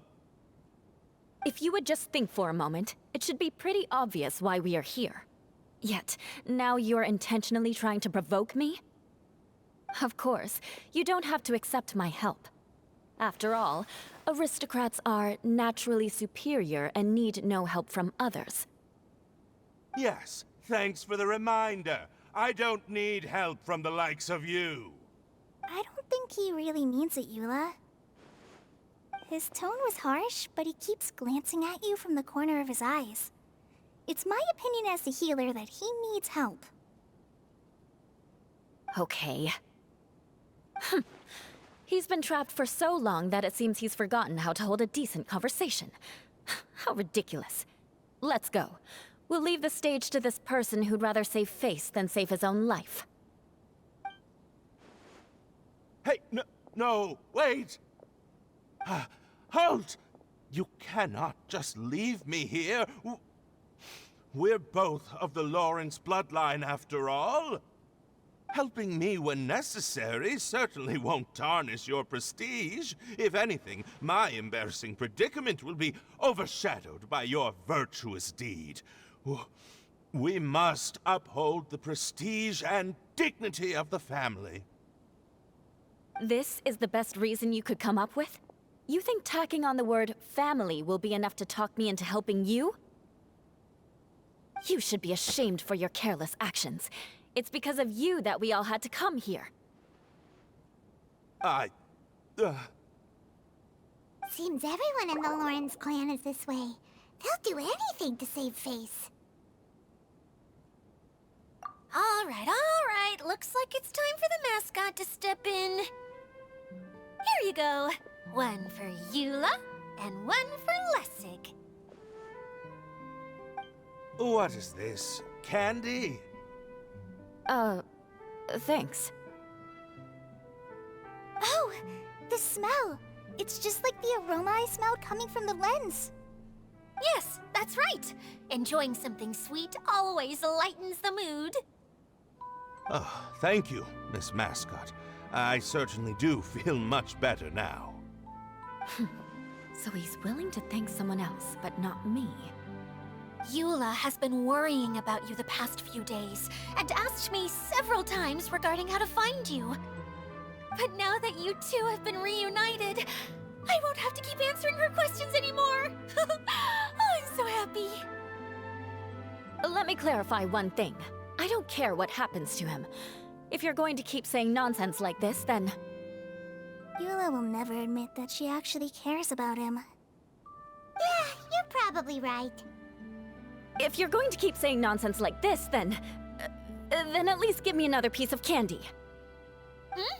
Oh, sure. I still have more. Sorry.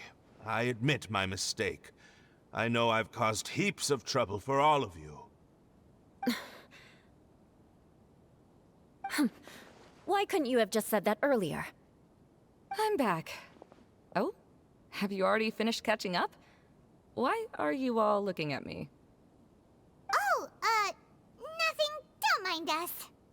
All right, then let's clean things up here and keep working our way toward getting the crystal light fixed. Ah, there's no need to push yourself in your condition, Lessig. I'll take him and find some place for him to rest. I happen to be a little tired myself. All right.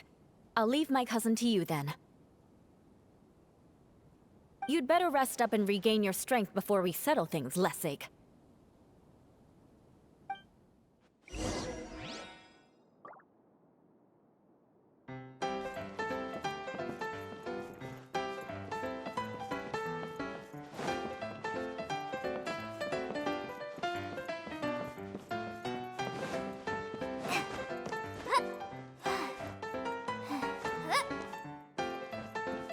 Now, let's see if there's any way to keep raising the platform higher. We probably will need to find a mechanism that's like a lamp.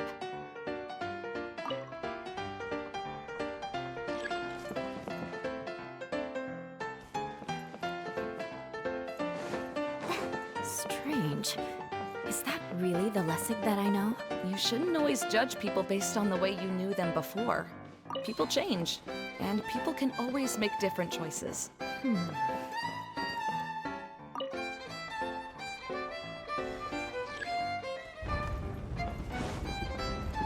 colored pieces of the bolt have melted. Yes, the lens is made of materials that are easily melted by light. Is it me, or do I smell something sweet here? Oh, look! There's a water droplet over there! Ah, a hydroidolin! It must have been trapped in the curtain, but at least it seems to be okay.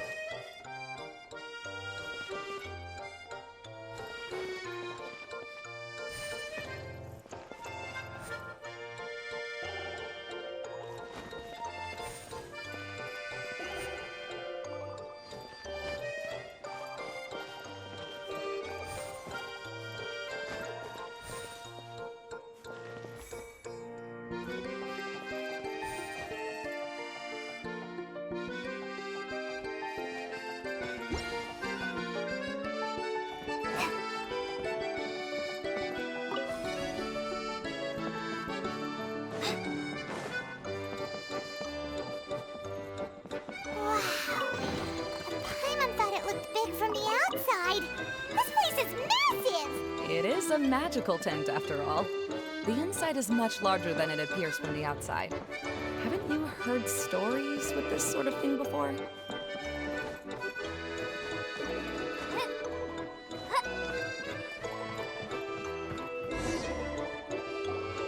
Oh, another path has appeared! This should be the last level.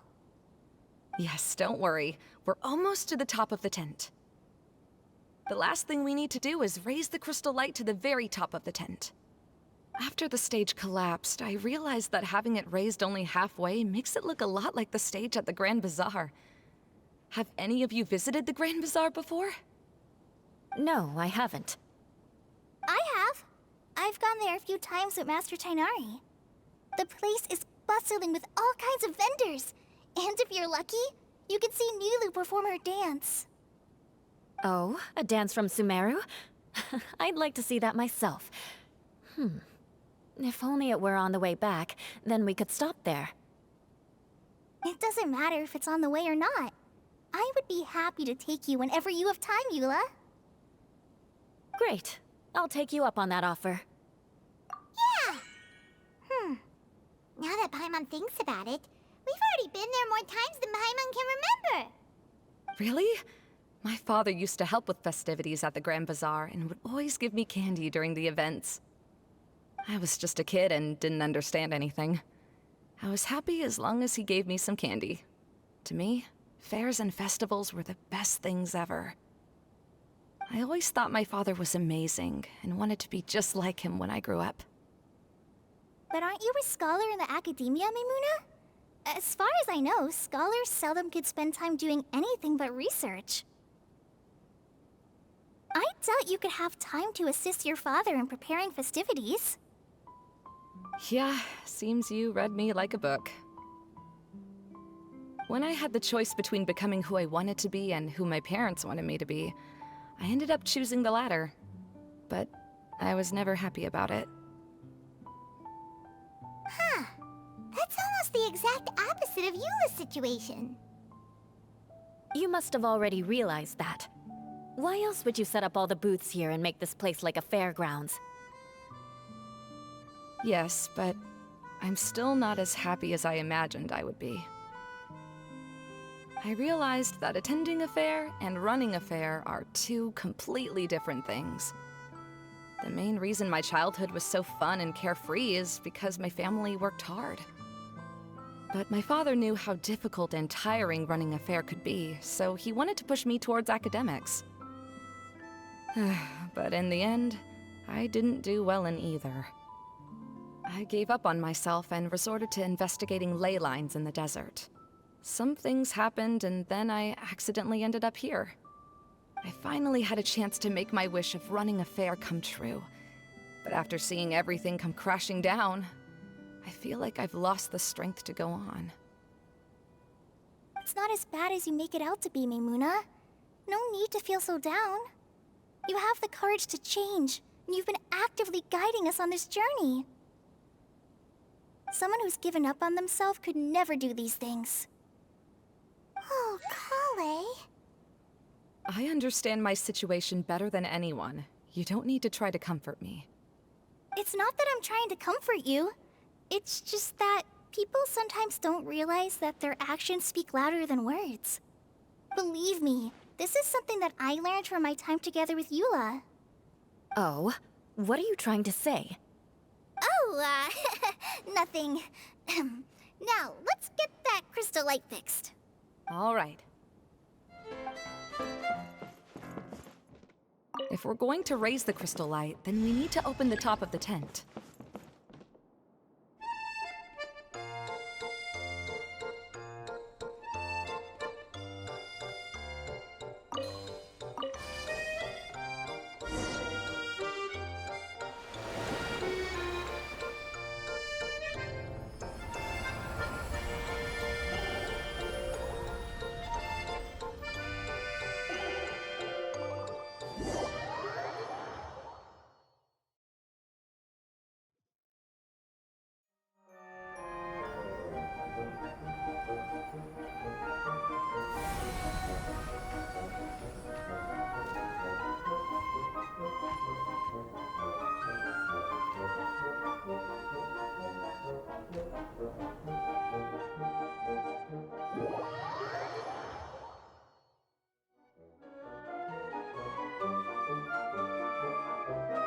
Hey, Daiya! We're back!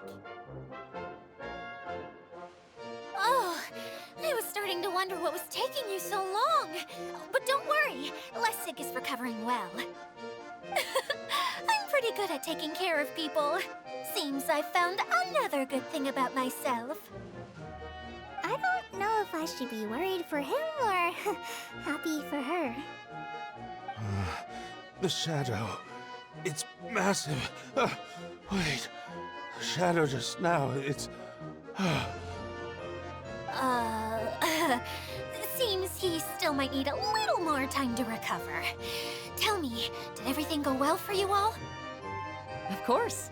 With a team like the Traveler, Paimon, Kale, and Eula, they're at least 40 times more reliable than you ever were.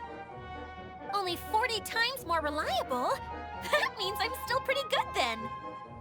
I guess it's impossible to feel like you've lost once you've already given up. I'm a little concerned about how comfortable you are with that. Huh? What has happened? How did I get outside of the tent? Ah, that's right. I remember meeting Eula, and then... Oh, my head. Oh, you're awake now. Don't worry. That's just a side effect of your treatment, Lessig. I'm afraid I still feel a little disoriented.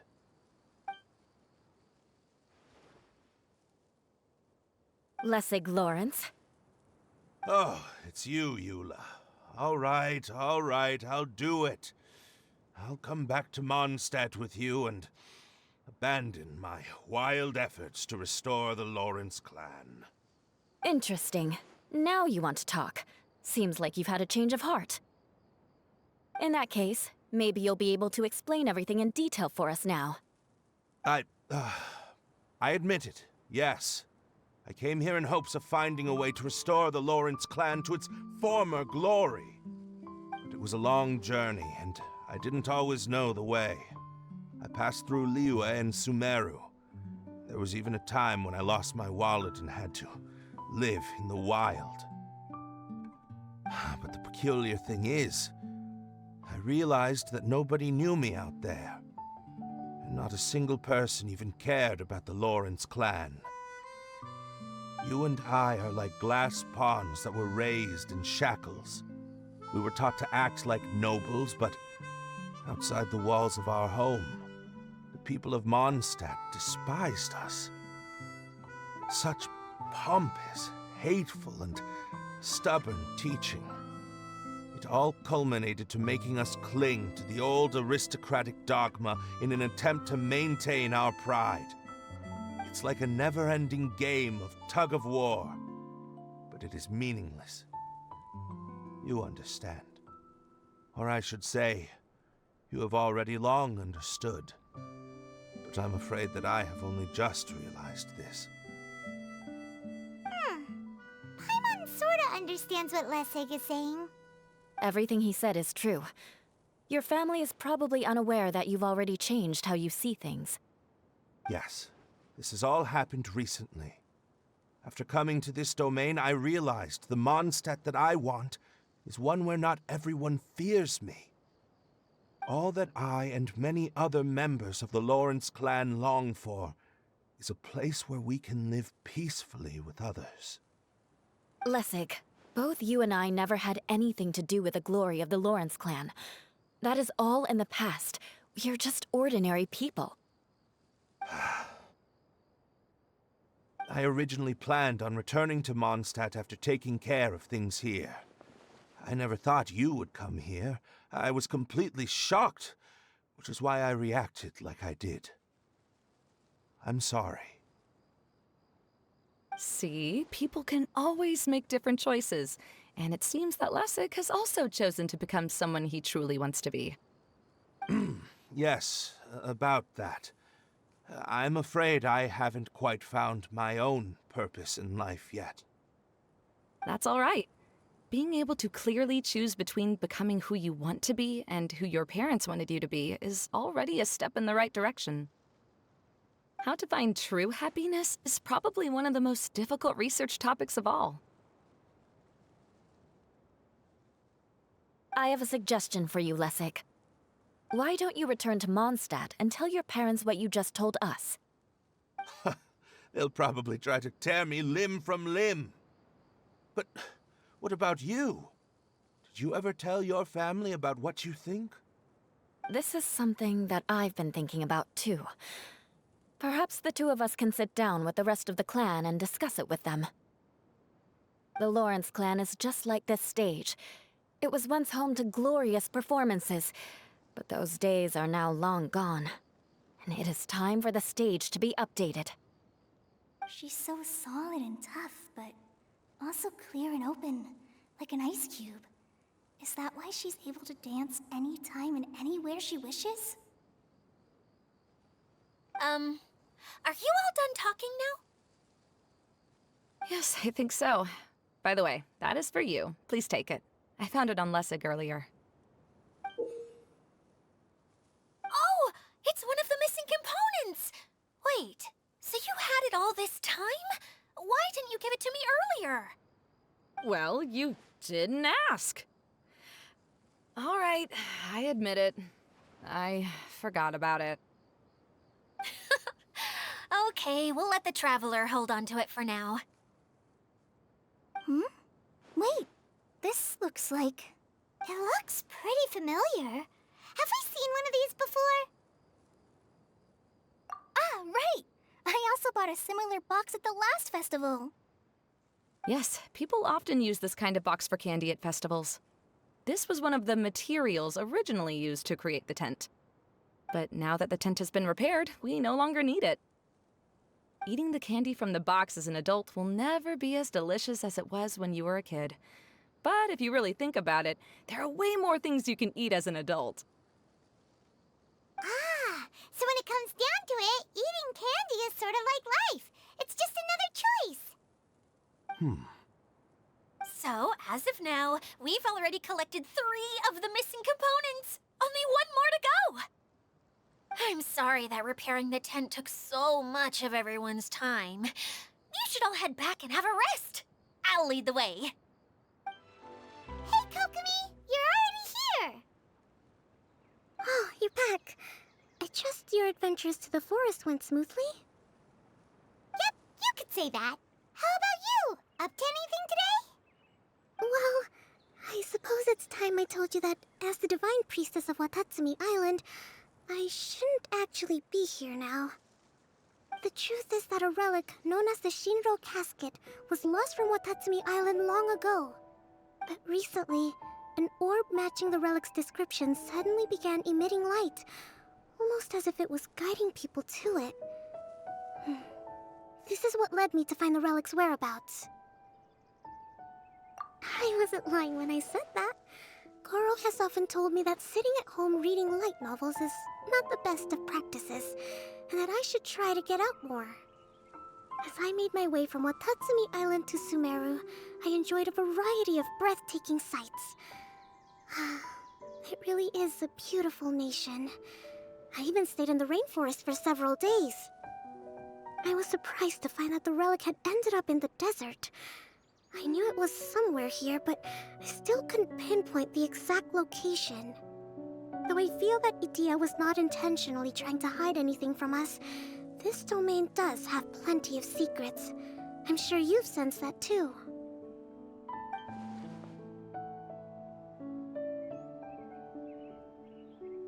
Now that you mention it, a lot did happen today.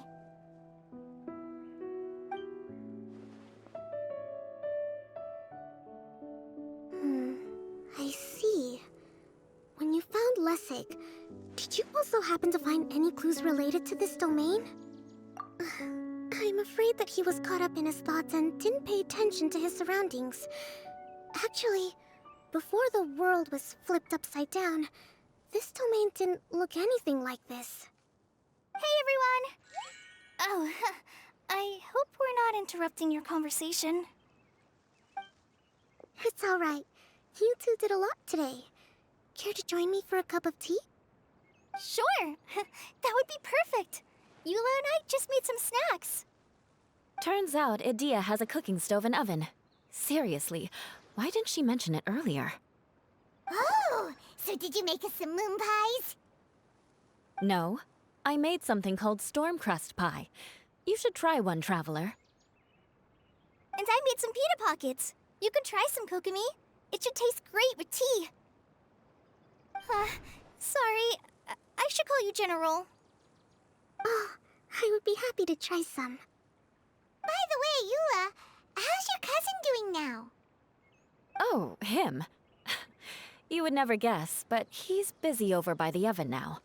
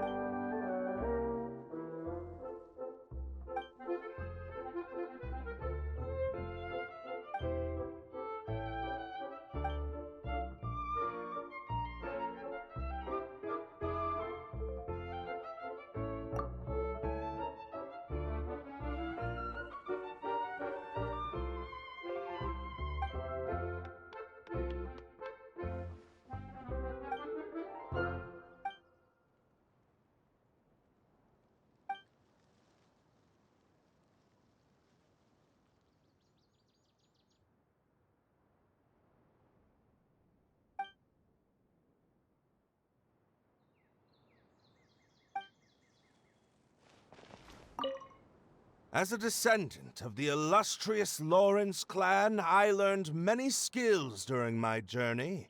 For example, baking flatbread. Good. This should be just the right amount of heat. I had no idea you knew how to bake. I thought you'd be the type who'd never get anywhere near the kitchen. Ah, I've been meaning to ask you. Do you have time later? Could you teach me how to make those delectable snacks of yours? Oh? But that might take some time. Besides, we're not here to get to know each other as family. So again, you're worried about our ties within the Lawrence family. Fine. But you said yourself that we're just ordinary people. So why don't we learn from each other like regular cousins would? Oh, how is everything? Discover anything new? Let me know if you find anything interesting.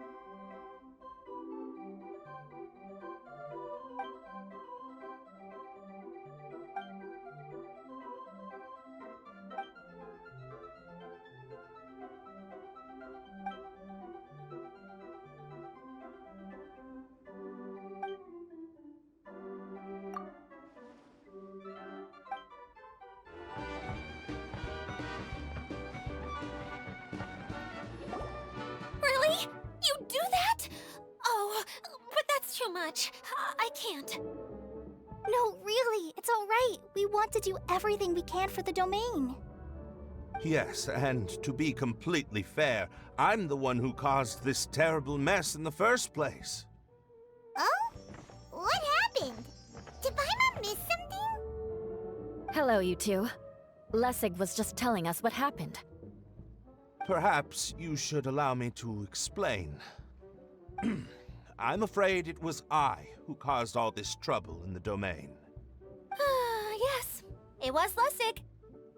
To be precise, I saw a most exquisite water orb at the entrance of the domain. It reminded me of an astrolabe my grandfather gave me when I was 7 years old. I was curious if it could rotate, so I reached out and touched it. Little did I know that it was the core of this entire domain. What I mean to say is, I knew something was wrong as soon as the whole place started flipping. It's not just your fault. I failed in my responsibilities as the caretaker here. Oh, I knew I should have put the core somewhere more secure. Oh, you mean the big ball of water at the entrance? Yes, that's the one. Anyway, after giving it some thought, Lessig has offered to perform some more repairs and maintenance to help support the domain. But we were concerned he wouldn't be able to handle it all alone, so Eula and I will also stay here to lend him a hand. But don't be mistaken.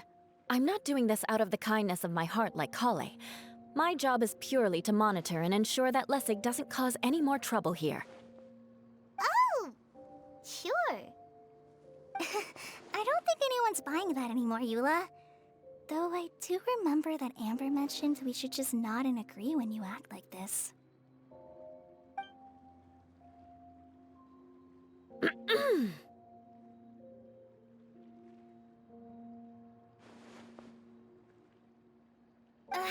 Right. You better not slack off today, Lessig. No, I'll get right to work. Either way, Lessig is going to be in charge of making lunch for everyone today. Yes, I'll do my best. No need to worry. What was that? No, I mean, thanks everyone for giving me a chance to redeem myself. I can already feel new strength kindled inside me. Ha ha ha. No, maybe that's just the heat of the oven. Very good. But you should conserve your strength. Many parts of the domain are still in disrepair, so we have a lot to investigate. Seems Daiya has a little more pep in her step after finding others to help do the work. Now that you three are situated, we can focus on what the rest of us will be doing today. I'll go gather the others. We should get ready to leave as soon as possible.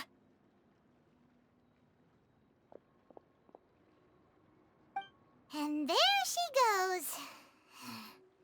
At least she seems to be happy. Maybe this is how it feels to be in charge.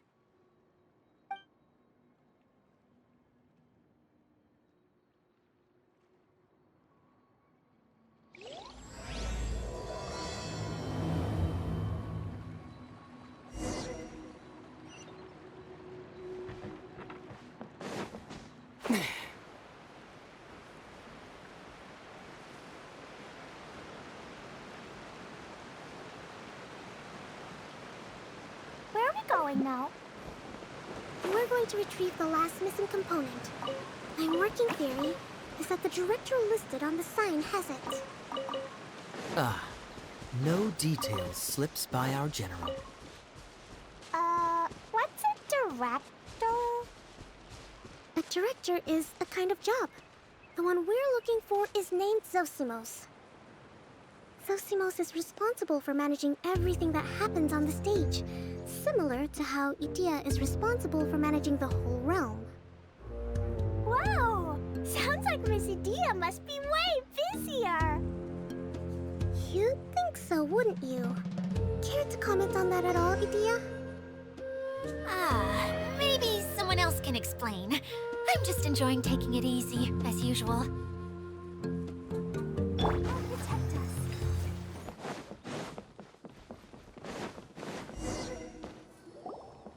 director doesn't get out much. He's almost always cooped up in his treehouse making props or writing scripts. But I'm trying to remember now. Where is that treehouse of his? Huh? You don't remember? Hey, don't forget! I'm just the mascot. I believe it's that way.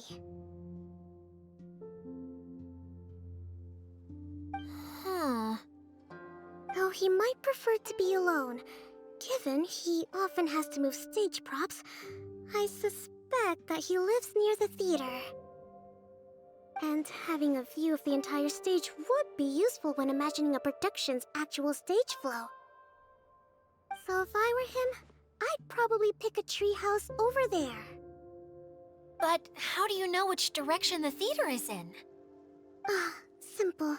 The overall layout and decorations look more exciting in that direction. Oh, good point! Why didn't I think of that?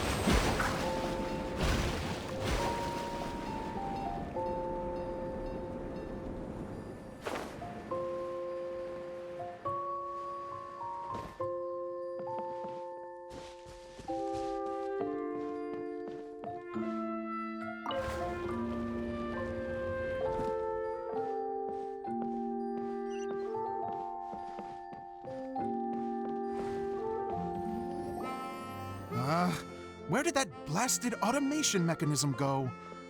Huh? The male actor standees are here, but where are the female ones? Who's that? Idia? Yes, Sosimos! 'Tis I, Idia! How's that for a dramatic entrance? This is a surprise. I was sure you'd be... Curled up in a fetal position, crying to yourself? Wow, what a fascinating little creature. Did you just read my mind? The name's Paimon? And no, Paimon's no mind reader. Just call it an educated guess. It seems everyone shares a similar opinion about you, Idia. I knew from the start that a managerial role wasn't for me. But I found my true calling now. As a mascot! Mascot? Is that a new role? I don't remember casting you for that. Okay, enough about me. I'm just here to introduce you to some new friends of mine. And that's why we came to see you. Well, do you have the component that fell out of the central hub? I do. However, I'm afraid the incident has caused many malfunctions with the stage mechanisms, and I can no longer put on any performances. Okay, so you're holding the component ransom till we help you fix the mechanisms, huh? No, till we fix the stage, surely. I'd have thought he wants us to make some more props, no? Given that some of the standees are missing. Or maybe the component is broken and we need to fix it. You're all forgetting that the majority of his work involves writing scripts. I'll wager that he wants us to edit them. What has gotten into you all? What sort of person do you take me for, The component is safe and sound. I can give it to you now if you'd like. Although I was hoping that maybe you might be willing to help rescue my show? You're a big group. I have lots of roles to fill. It would really speed up the casting. A show? That sounds fun! I want to help! Can we? Also, truth be told, I've hit a bit of a roadblock in my script and was just thinking about how to move the story forward. And then you all showed up. Suddenly, I got my muse back. I don't know how to explain it, but something about seeing all of you finally helped me figure out how to continue my script. Huh? You mean that story you've been stuck on forever? Are you serious? You really think you can finish it now? Yes, really. Just give me a little time, and I'll write it all up. In the meantime, I'll leave things to you, Daiya. Whoa! And he's off to write the script! Zosimos has always wanted to write an epic story about a thief and a mage. Apparently, he got the idea from some rumors that were swirling around, but he only got as far as writing the intro before writer's block set in. Why don't you all take some time for yourselves while I see what I can do? We'll reconvene after the director finishes his script.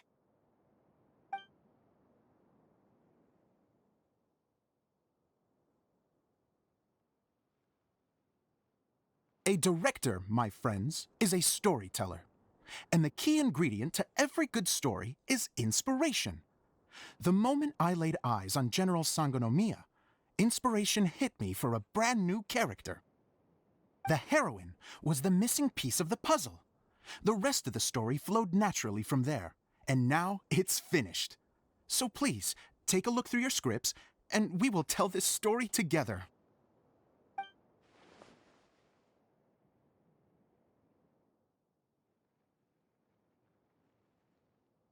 Well, is everything clear? Director Zosimos, how do you pronounce this word? Let me see. Ah, that's sojourn. It means to stay for a while.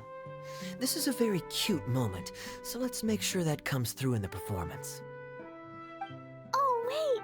There's another word I don't know here. It's okay, Klee. We can go through your lines together a few more times after this meeting's over. That would be most appreciated, Kaya. I had a feeling about you, actually. You seem to know a thing or two about character acting. Tell me, have you acted before? You're too kind. It's all in the script, really. It just rolls off the tongue. Oh, you think so? Well, you definitely have a knack for it. I've actually been looking out for someone with your talent. If I make it as a big-time director, then I can see us working together for the long term. Be sure to stay in touch, okay? You and I are gonna go places. What can I say? Sounds good to me. Great. Fantastic. Now then, please go through your scripts one more time. But don't just read the words. Remember my notes.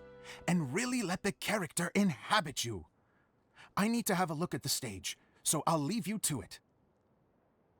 If you need me for anything, I'll be in the big theater right in the center of this area. Wonder what the theaters are like here. Let's go check it out while everyone's still getting ready.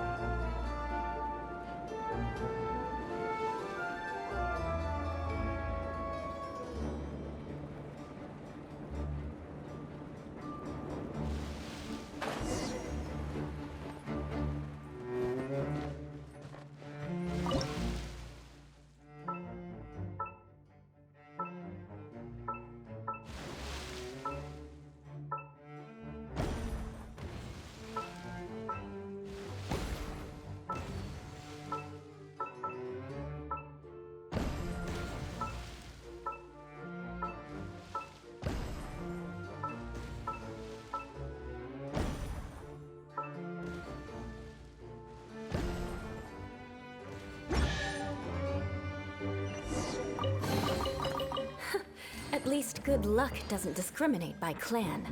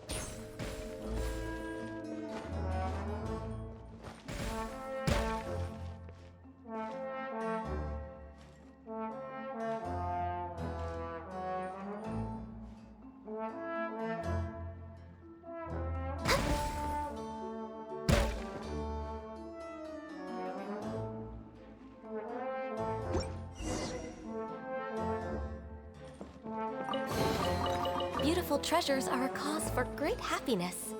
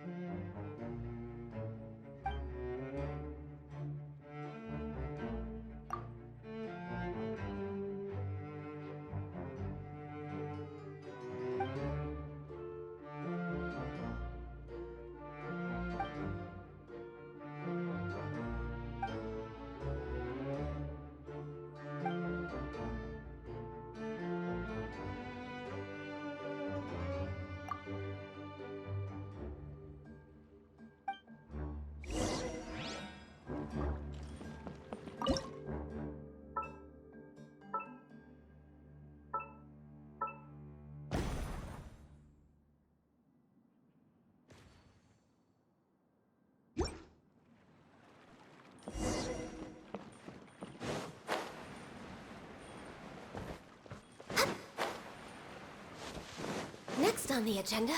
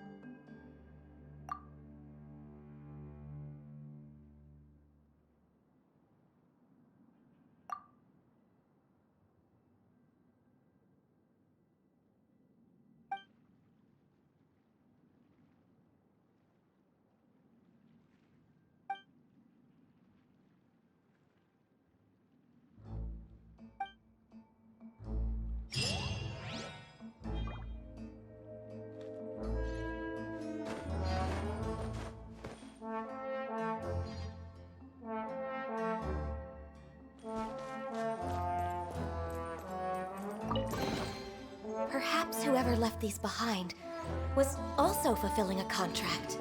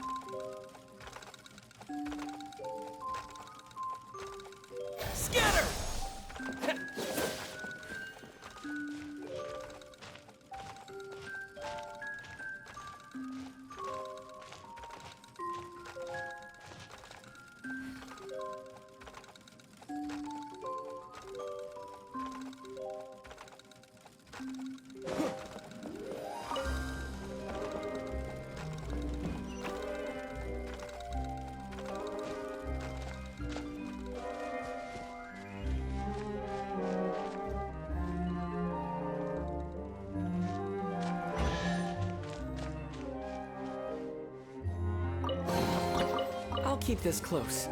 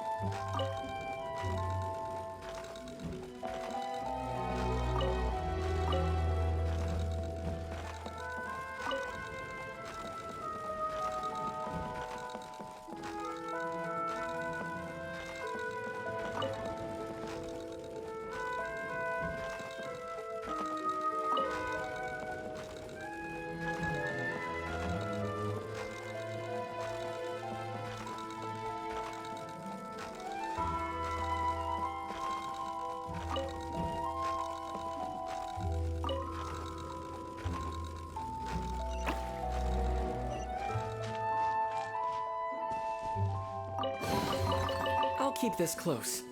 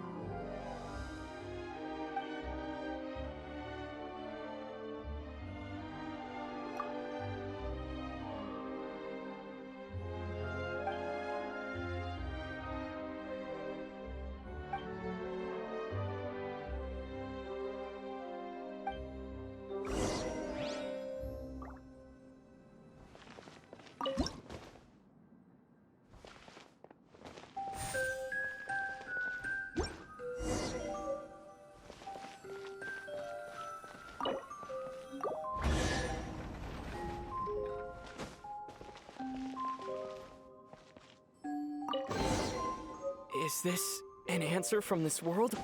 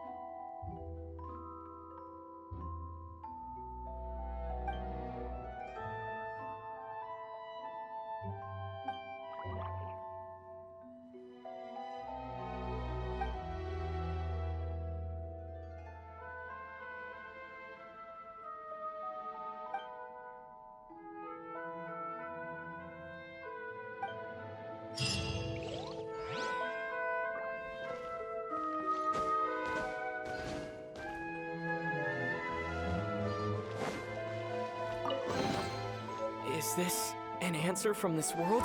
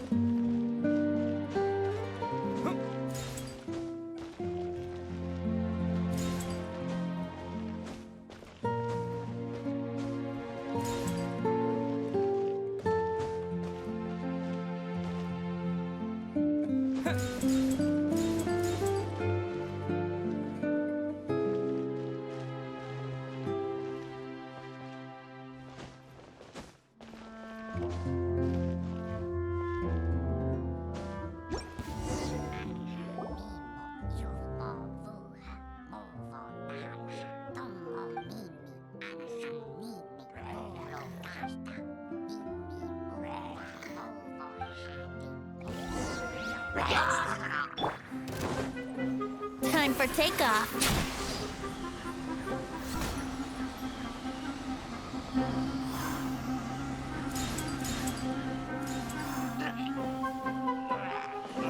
Brace yourselves.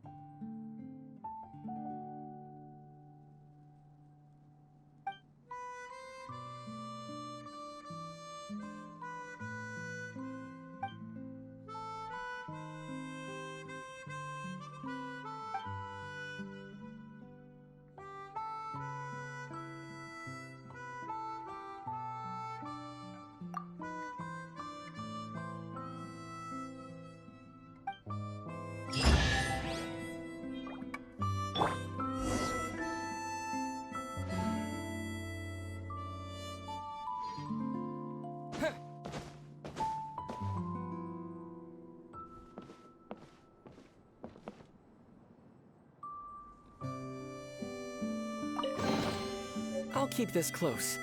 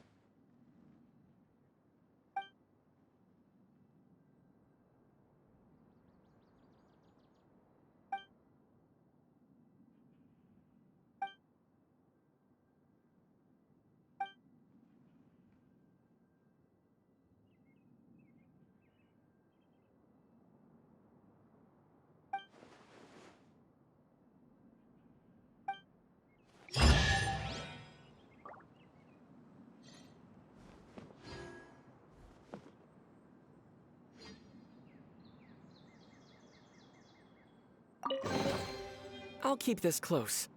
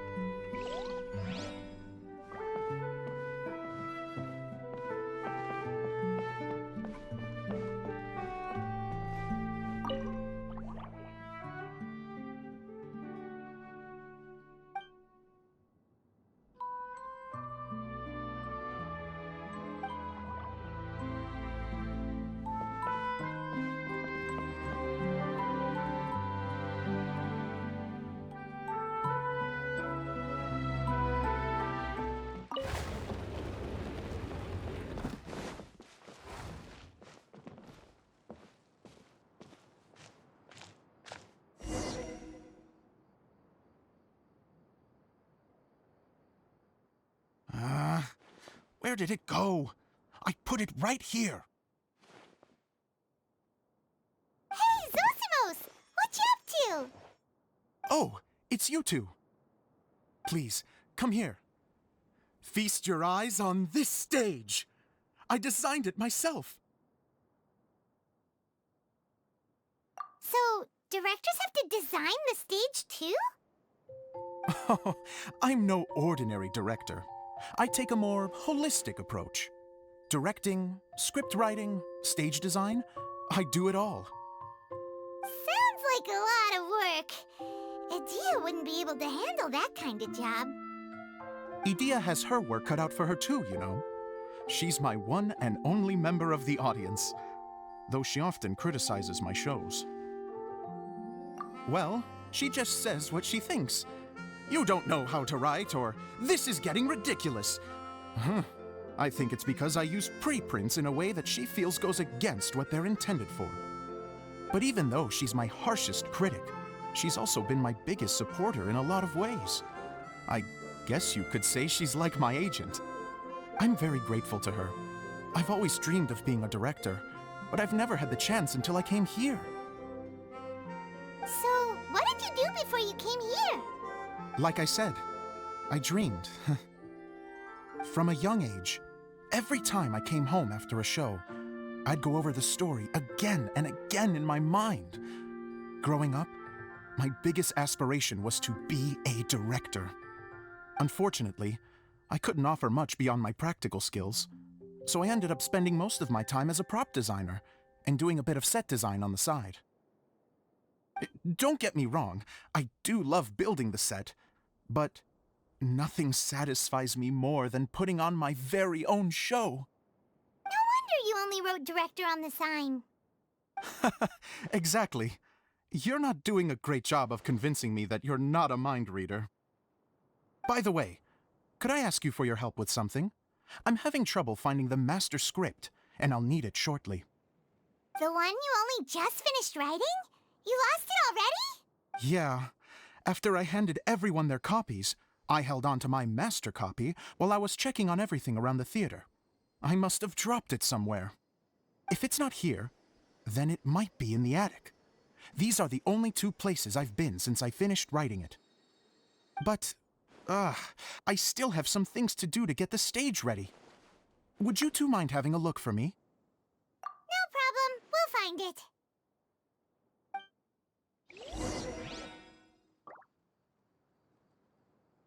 The thicket board's mechanism should be functioning. Let's see. There's the lights. Oh, and the microphones.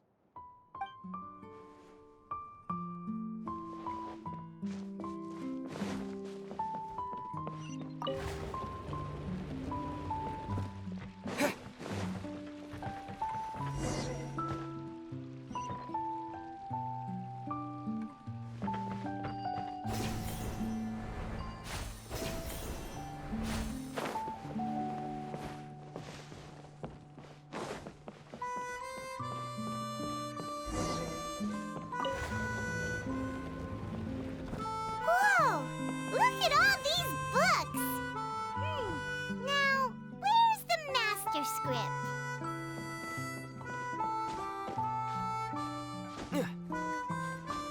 Oh, it sounds like a water droplet is on the second floor.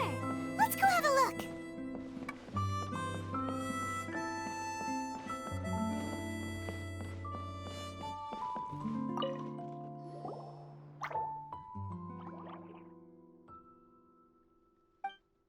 Wow, this is a lot of scripts.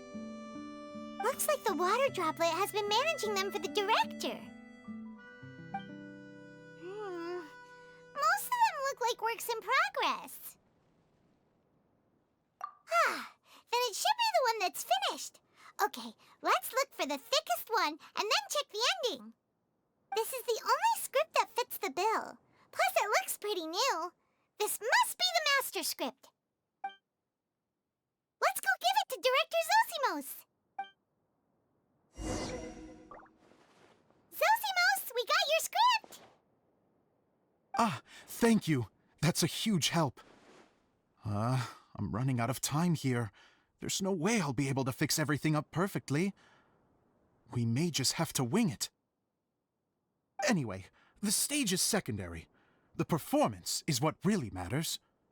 Things can always go wrong on stage, but as long as the show goes on, it should be fine. You don't sound very confident in what you're saying. It's true. I realize now that a show is the art of the unknown. Even if you have the same actors performing on the same stage, the performance will be slightly different every time. Those subtle differences are what make each performance special. Okay. One last request. Traveler, you can enter the preprints, yes? The truth is that my sets are composed entirely of preprints. First, I use materials to make the objects. Then I take those objects and turn them into the preprint. Now, of course, preprints are really meant for making objects to furnish the domain. So using objects to create preprints is, strictly speaking, the reverse of what this is intended for. But Edea said that if this is what I really want to do, she's not going to stand in my way. So that's what you meant earlier. Okay, well, What do you need us to do? I'd like the Traveler to go into the preprint set and help move props around during the performance. The reason is, Oh,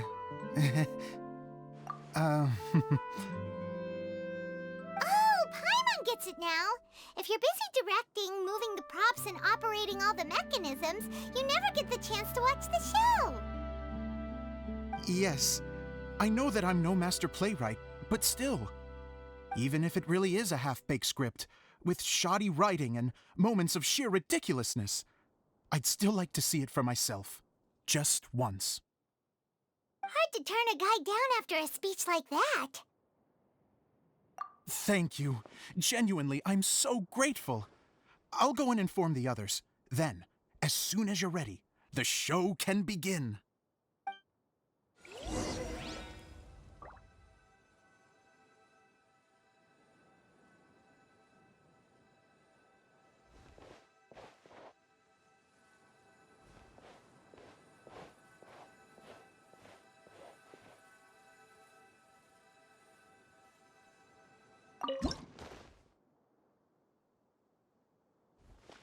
Long, long ago, there was a great thief. He lived in a land where the light did not shine, where all suffered in the darkness. People call me? Sorry, Kaya. Directly into the microphone, please. Otherwise your voice'll, you know. Okay. They call me the Dagger Bandit, but no one sees that I rob the rich and give to the poor.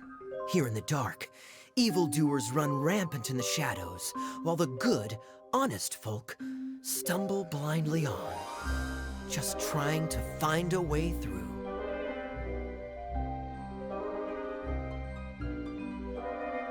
As the bandit brooded, suddenly the world was inexplicably changed as a single star appeared on the horizon and flew across the sky. Traveler, stomp on that movement mechanism in front of you.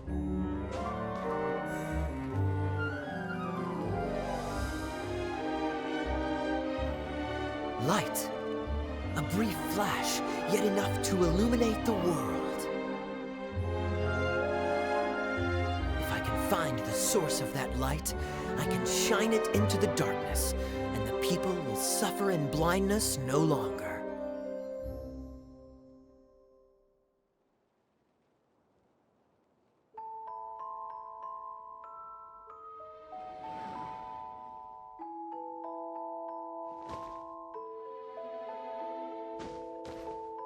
Without a moment to spare, he set off to follow the star's course. All the while, the star kept moving through the sky. Traveler, the star kept moving through the sky.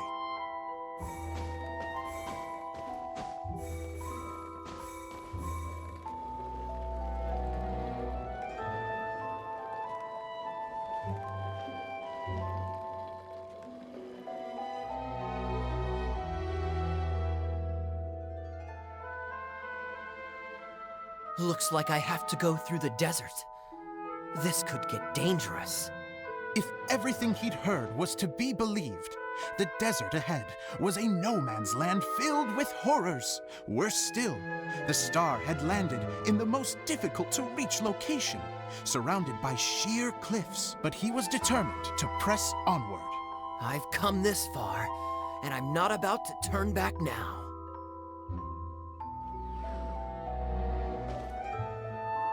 The Dagger Bandit trekked deep into the desert wasteland. Yet when he finally arrived at his destination, he found not a fallen star, but a young girl, dressed in white. How strange. I'm positive this is where the star landed. Young lady, do you know where the light has gone?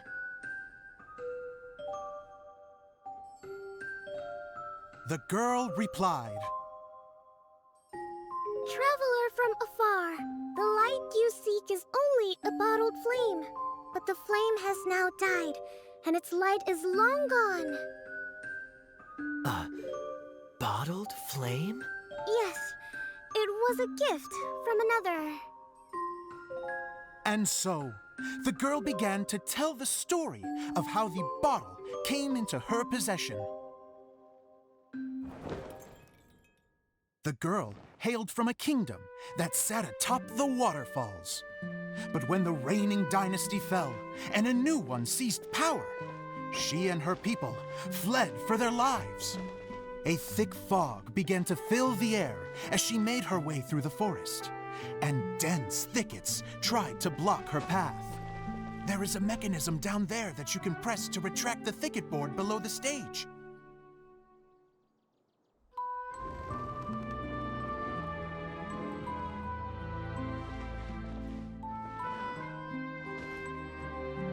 If I only had a lamp to guide me through this wretched forest, then I could survive. With scratches covering her arms and legs, the girl pressed through the pain and made her way forward. The road ahead was arduous, but she was determined to press onward. I've come this far, and I'm not about to turn back now.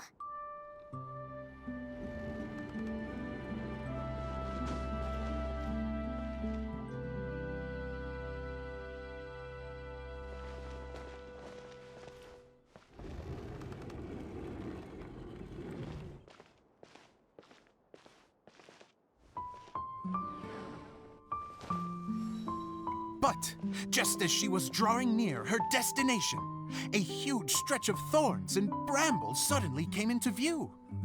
Despair set in and began to weigh on her heart. If only someone could help me, I would give anything in return.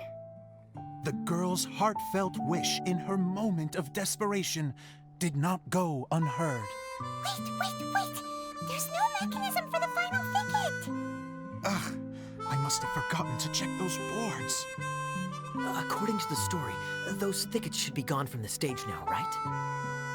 Yes, total oversight on my part. Ugh, what a pain. I can help! Traveler, catch!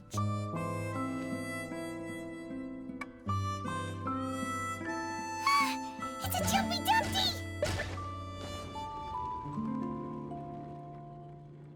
The girl's heartfelt wish did not go unheard, for a Jumpy Dumpty, who was passing by, helped to clear a path for her. Oh, thank you, Jumpy Dumpty.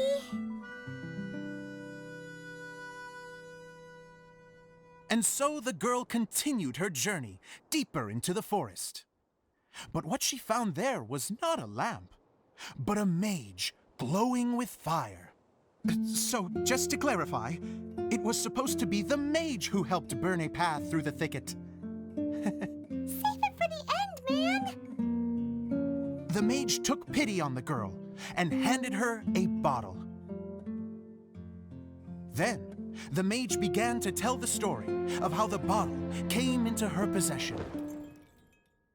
The fiery mage had an adventurous spirit and enjoyed taking long journeys. On one such journey, while taking rest in an oasis, she found a beautiful bottle by a crescent-shaped lake. Klee, quick, get in the light. She was an extraordinary mage with the power to grant people their wishes. She turned the bottle into a thing of equally extraordinary power. But the only place that it could make wishes come true was inside of the bottle. Oh me, oh my! Look at this wonderful bottle of mine! It could make a fine toy. But better still, a sojourner's home. The fiery mage blew into the bottle, allowing it to grant one single wish outside its glass walls. Am I supposed to blow into it? Wow, it lit up! A flame was kindled within the bottle, and it began to glow a fiery red, just like the mage herself.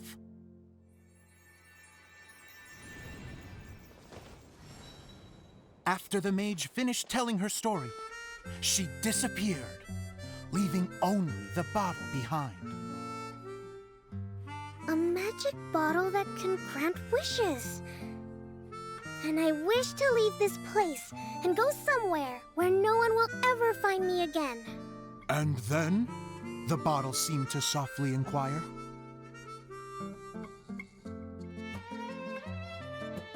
I don't know. The flame in the bottle faded as the girl's single wish was granted, and she found herself in the middle of the desert, far away, where no one could ever find her.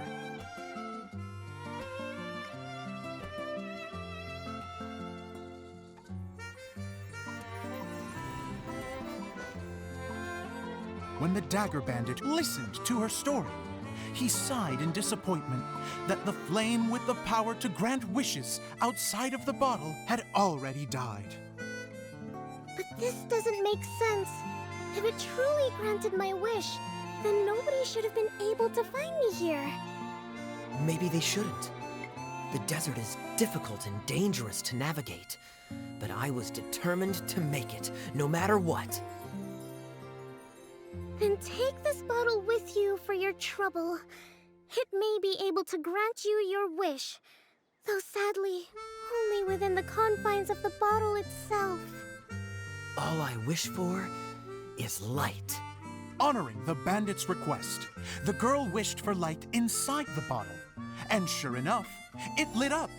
They found that while the light was only generated within, it could nonetheless shine through the glass and reach anywhere in the outside world. Even though it doesn't burn as brilliantly as the light that shone before, this is still an extraordinary light. What will you do after I take the bottle? I don't know. Well, then maybe you should come back with me. With no reason to refuse, the girl accompanied the Dagger Bandit back to the land where the light did not shine. They brought light to that place, and the darkness was dispersed, and they lived happily ever after.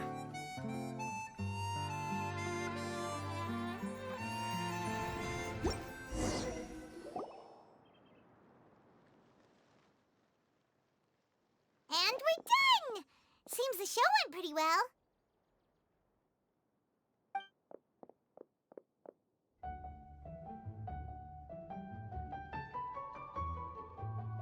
Mr. Honorary Knight! Didn't I do great? I felt like I really was the fiery mage! Wow, great costume, Glee! As soon as Paimon saw your shadow, she thought straight away, what a cute hat! Glee loves it! Thanks, Mr. Zosimos! Oh, wait! No, I mean, Mr. Director. Mr. Director? Ha! No one's ever called me that before. Thank you, my dear little mage. Thank you so much. Oh, I'm so happy. Miss Daiya said that she tailored it a little bit so it would fit me, but you were the one who designed and made it. You're amazing. Yeah, that's amazing! And it sounds like Daiya did a great job too! It was nothing really. Just one of those, oh no, whatever shall I wear to the ball moments. Sewing comes in handy at times like that. Sewing is an art in its own right. You're more talented than you give yourself credit for, Daiya. Really? Oh, I'm just gonna go for a second. Please, chat amongst yourselves. She gets embarrassed so easily. She really can't handle being in the spotlight. Daiya's a sensitive person and doesn't have a whole lot of self-confidence. I hope all the excitement hasn't brought her to tears. Oh, I'm a little worried. Don't worry. I'll go make sure she's okay. I'll see you all later.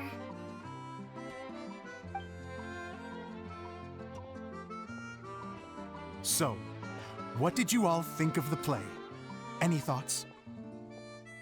Huh? Uh-oh. Time to get serious. Now, are you sure you want to hear what we really think? Oh, absolutely. I had the courage to ask, didn't I?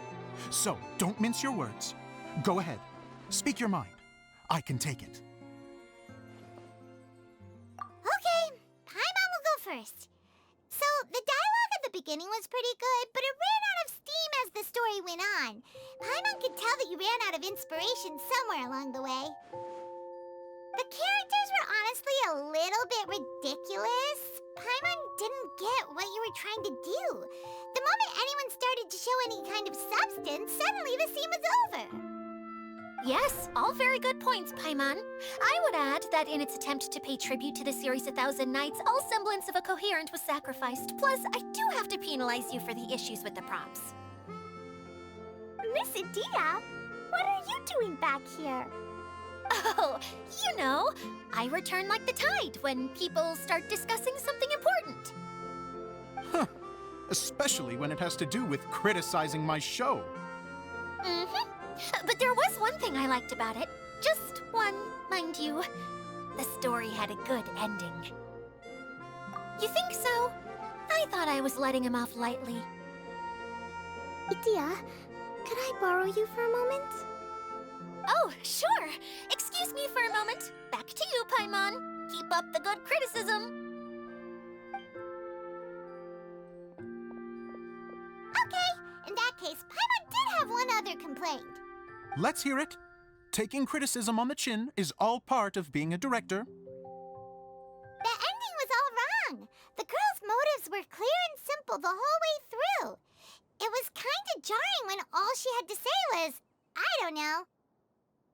And doesn't anyone else find it weird how her whole community was on the run, but she was only looking out for herself the whole time? I'm fine. I'm not going to improve without feedback. I also learned a lot this time with the chance to be off stage. To be honest, it was a dream come true. What a great attitude. You don't seem upset at all by our comments. I wouldn't say I'm completely unaffected, but you're only speaking the truth. They're all very valid points. Still, now that Paimon thinks about it, you did finish the script in a bit of a rush. Maybe we were being a little too hard on you. That's perfectly fine. Nothing is as important to me as my work on the stage. We all use our imaginations when we're kids, right? I used to play with dolls and my own cardboard cutouts by the light of an oil lamp.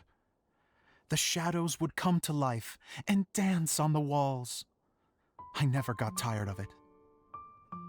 Fast forward to now, and in many ways, I'm still that same little kid, lying on his bed, making sound effects. And I get the same joy from running a show now as I did in my little bedroom theater. Of course, a director can accomplish nothing without a cast and crew. So on that note, I want you to all know that I am eternally grateful to each and every one of you. Hey, don't mention it. We had a blast. Okay, here, take this. Your component, as promised. It's the bottle from the show! The one that lit up when I blew into it. That's right. Can you guess the secret behind why it lights up? Oh, maybe there's an invisible fairy inside that opens its eyes when you blow into it. Bingo! You guessed it. That should do the trick. Oh, wait, this needs tightening up a little. Hold on, this will only take a second.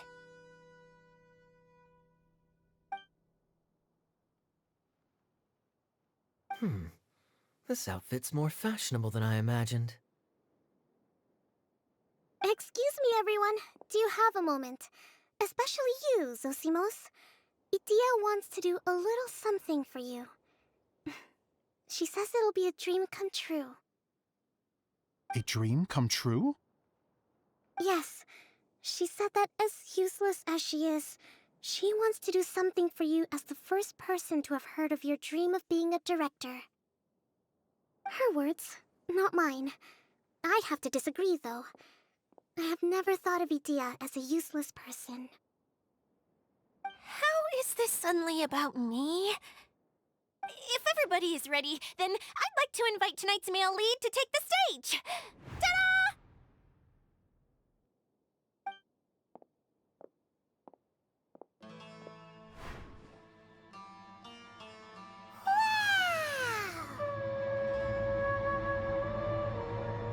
Cool! Kaya's turned into the real Dagger Bandit! How is me changing outfits supposed to make the director's day? It's just a prototype costume. Is he that easy to please? Don't be silly. If I know our director, nothing will make him happier than to see his ideas brought to life by the right actor. Well, then I'm happy to oblige. Who am I to argue with the star of the show? Zosimos drew up countless designs and made a few prototypes before landing on this one. It just needed some tailoring to fit properly, so I made a few stitches here and there. I hope the result isn't a disappointment. Oh, it's perfect. Daiya, I'm... Oh, I'm so touched. Thank you all. You've made me happier than I ever thought I could be.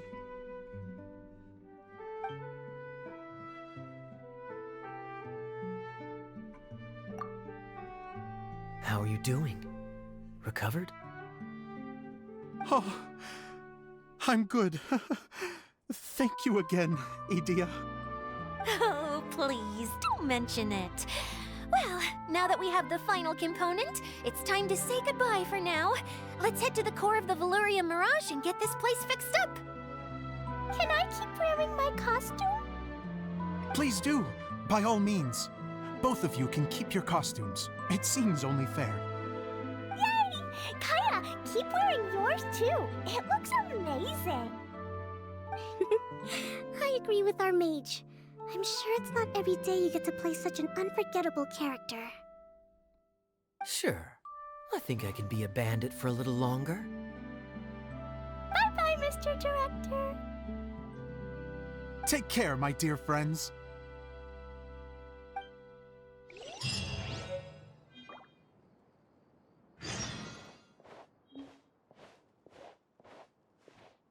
You're going to attempt to repair the core now, right? I hope it goes smoothly. I feel so honored to have met you all. You were a wonderful cast. Thank you once again. I'm so grateful for everything you have done for me.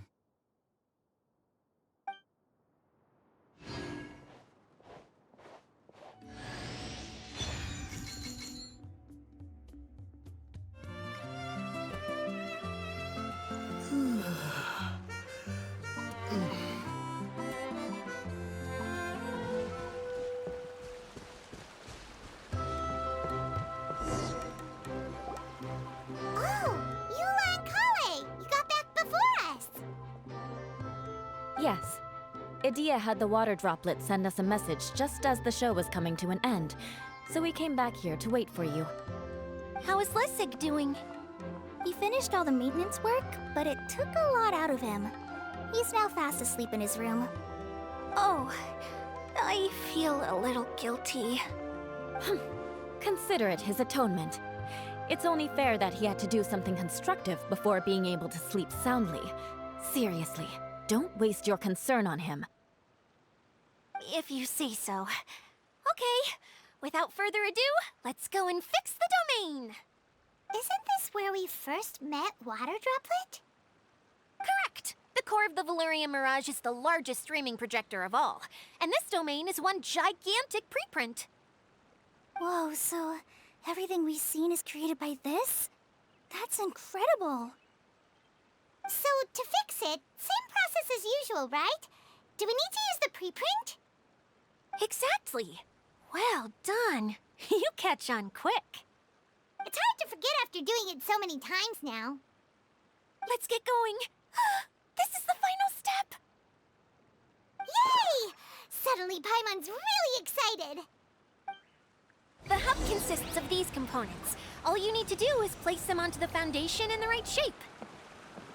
the right shape. But we've never seen what it looks like. Oh, don't worry about it. Close enough will do. As long as it can spin, it'll be fine. Should be fine. I think. Sometimes you have no standards whatsoever. Wait, this is Zosimos' bottle lamp. Try sticking it in somewhere where there's a gap. And maybe on the right.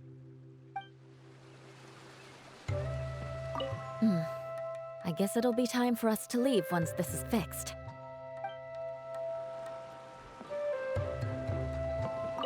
Something that spins. Would a water wheel count?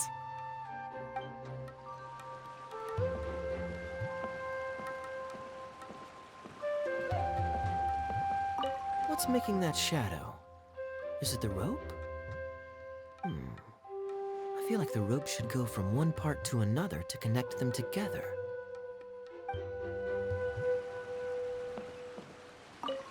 It's like doing a jigsaw puzzle.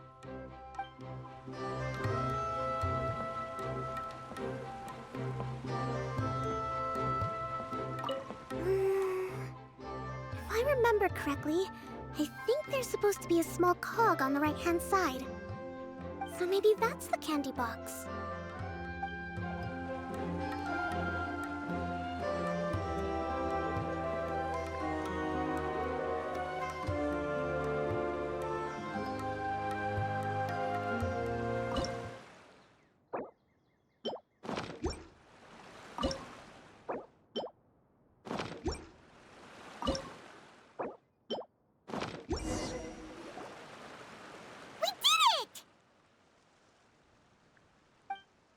But why isn't it turning? The components are back in the core, and the hub is restored to its proper shape again. That's all we needed to do. Like any wound, it just needs time to heal. It'll probably just start turning again one day in the middle of the night when no one's looking. Really? I thought that with your special abilities, you could get it turning again right away. What? Huh? All of us are dying to see it. Not just how the domain looks when it's fixed, but also Daiya. In her element. I want to see Daiya using her magic powers too! I bet they're super awesome! What are you guys talking about? And how is Kleon on this, but Paimon isn't? They're referring to our mascot's true form. As I've said all along, there's much more to Daiya than she gives herself credit for. She has a very special power. Though, I think some of us have sensed that already. Did you notice right away, General? I only found out when I was chatting with Eula. So our general was the first to notice. It seems like she's more perceptive than she lets on. I'd say the same about you, Kaya. What the? All of you? No? I mean, I wasn't trying to hide anything from you, I promise. It's just, for people who stumble upon this place by accident, I think my current form is more approachable than my true one. I don't want people to get scared when they see me.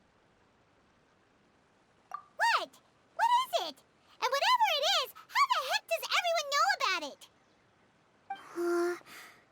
Well, for one thing, I sensed elemental energy in the residents here, but none of them have visions. Then my mind started to wander as I was reading a storybook, and suddenly, I had a thought. Since hydro-eidolons can change into any form, why not human form? You hit the nail on the head. All right, in that case, please allow me to introduce myself once more.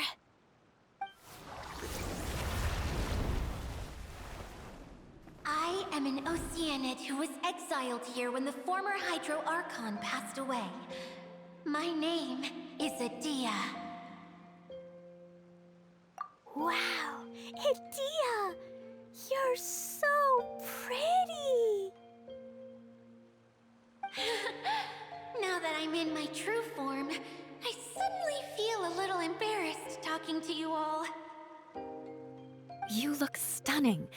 You should be flaunting this look at every opportunity. Come on, I'm too shy. Wait, so does this mean that all the people we met in here are actually... I'm guessing that the human counterparts to these Hydro alter egos are long gone. That's right. When they wanted to leave, I took them to the edge of the desert. The components are, in fact, gifts that they gave to me before they left. But I'm always curious about what brings people here, so I used the streaming projector to bring their wishes to life. The power to grant wishes, but only within the confines of the bottle. Exactly. It's a truly extraordinary light. I've just realized something. When the components fell from the core, it appeared as if they had returned to their respective owners. But actually, it was after the components landed where they did that their owners and the things associated with them arose around them to form the different zones. So now that the components have been retrieved, does that mean that all those things are gone? Don't worry, they'll be quite safe. As long as I remember them, they'll never disappear. However much we might criticize each other or get into scuffles, in this mirage, they will always be my friends. I had so much fun in the choo-choo cart and hanging out with Mr. Director. I'll never forget them either. Me neither. I'll always remember my adventures in this fantasy land. Very good. But it's probably time I set this wheel in motion. This one's all yours, Daiya, our magical mascot. Please work!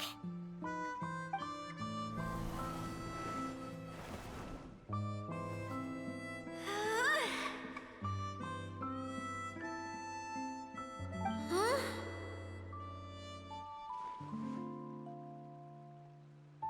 Huh? That's strange. Nothing happened. Has it lost some power because of the incident? Oh, crumbs! Not now!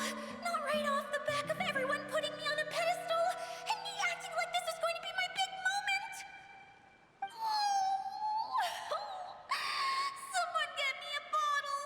I'm hiding myself away! See you in 100 years! You're already in a bottle. What now? This was the only way! Now I'll never be able to show you how the Valerian Mirage is supposed to look. Hold on. I have an idea. Yes, General Sangonomiya? I'm all ears. If it's okay with you, would you let me borrow the Shinro casket from the domain's core? Ah, the Shinro casket. That sounds familiar. 1 second. Here. Is this it?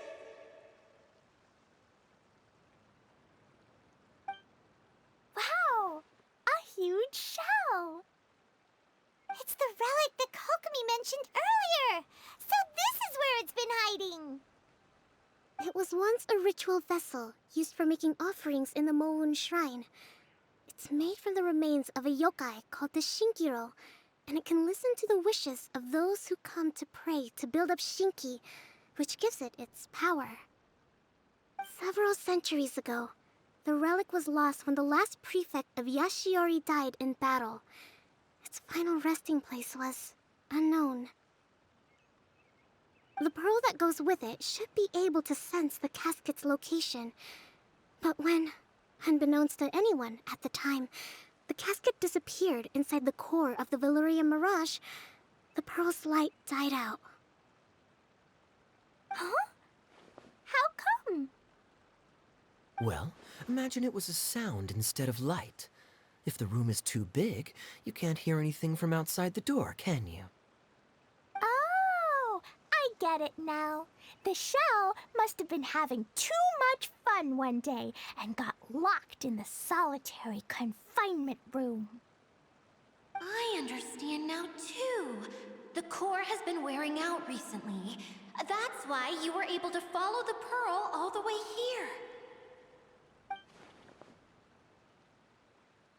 To get back to the story, without the offerings at the shrine, this vessel quickly loses its power. Yet countless people who have visited this domain brought their wishes with them and left a small piece of themselves behind along with their gifts. These have the same effect as the offerings at the shrine. Wow! I never knew this thing was so powerful. It is. Powerful enough to help you repair the Valyria Mirage with any luck. But what do I do with it? It's simple. We just need to awaken it by telling it what we wish for. For example, my name is Sangonomiya Kokomi, the divine priestess of Watatsumi Island. And my wish is to use my critical thinking and strategic planning skills to bring a little more joy into the lives of my fellow Watatsumi Islanders, as well as the lives of everyone I cherish. Daiya, what do you wish for? Me? My wish is that all those who have sojourned to the Valyria Mirage in the past will achieve what they truly wish for. Not just in this domain, but out there, too. Even though I know full well that trying to build a railway in the outside world is just a pipe dream, and that Maimuna will probably just go back to being a scholar. And I know that Zosimos has a lot of improving to do as a playwright. It's going to be tough for him back in Fontaine. Chasing your dreams is hard work. Despite all of that, I still hope that somehow, someday, they will achieve their dreams.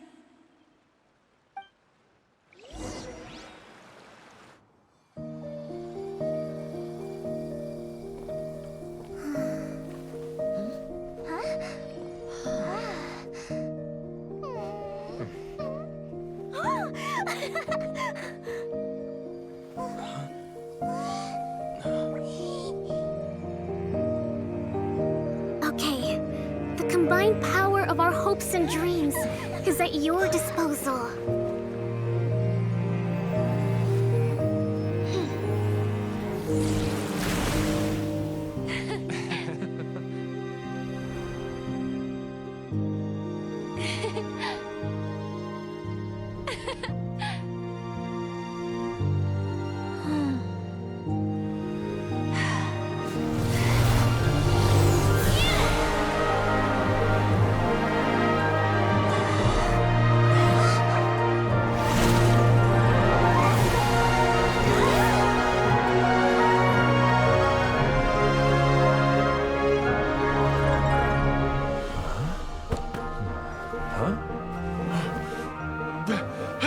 Look!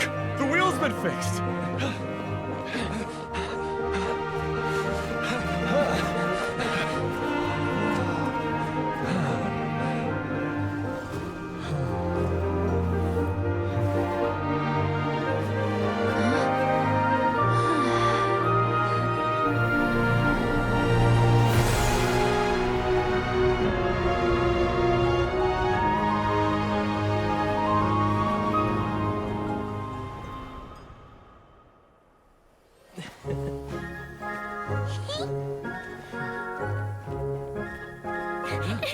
Come on, hurry!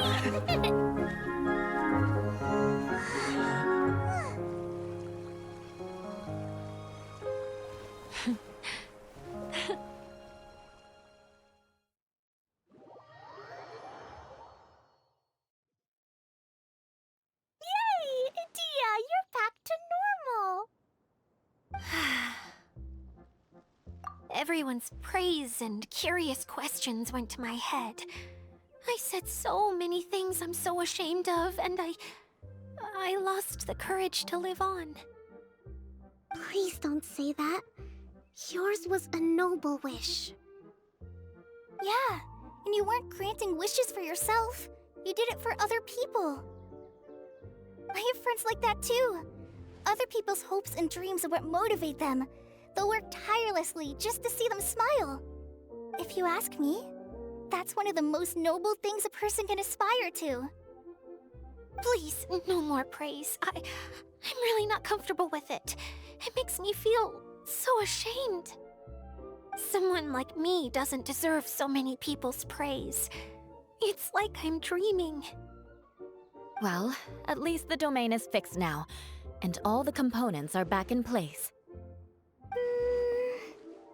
What's the matter, Klee? I suddenly have loads and loads of more wishes. I want to ride the choo-choo cart again and look down from up on top of the big wheel. Is there a way to get up on top of the wheel, Daiya? There is a way, but there's only space for a very few people. That's okay. I can go up by myself. But it'd be more fun with Mr. Honorary Knight. Are we sure about this? It's so high. What happens if we fall off? Well, yeah, but Paimon's just worried for you. Don't worry, I'll be there to make sure no one falls off. I haven't been up there in a long time myself.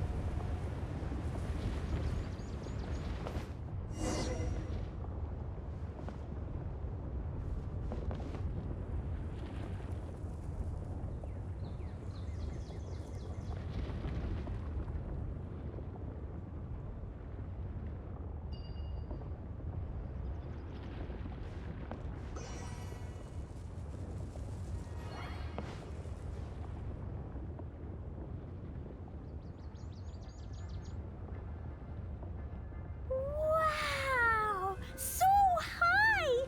I can see everything! Daiya, next time you need to bring Kaya and the others up here. Sure thing.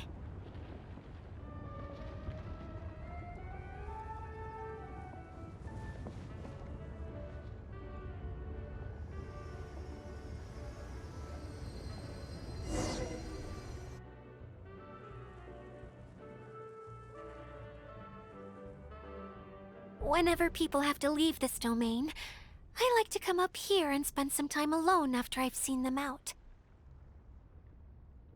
They're always overjoyed when they first arrive and start bringing their imaginations to life. But once they realize that they can't take anything home with them, they get upset. Some of them can't bear to leave. Others regret ever setting foot in this place. Do you ever get sad, Daiya? I feel lonely at times, but not sad. A lot of people destroy everything they created before leaving, but some don't, like the residents you met. Before they left, they asked me to make replicas of themselves using hydro-eidolons. Then they tasked these replicas with maintaining everything they built here, as if this was their way of keeping their dreams alive. That's beautiful. Yeah, I don't know how they're faring in the outside world, but just the thought that one day they might achieve their dreams and live on the outside just as their counterparts do in here, that's enough to make me happy. It feels like I'm here waiting for them in the future, where they've achieved everything they wanted. Really? I just think that every dream, every wish, is like a flame in a bottle. Whether someone is still working towards their dream or living it already, as long as whenever they think back to that spark of light within them, it still makes them smile fondly.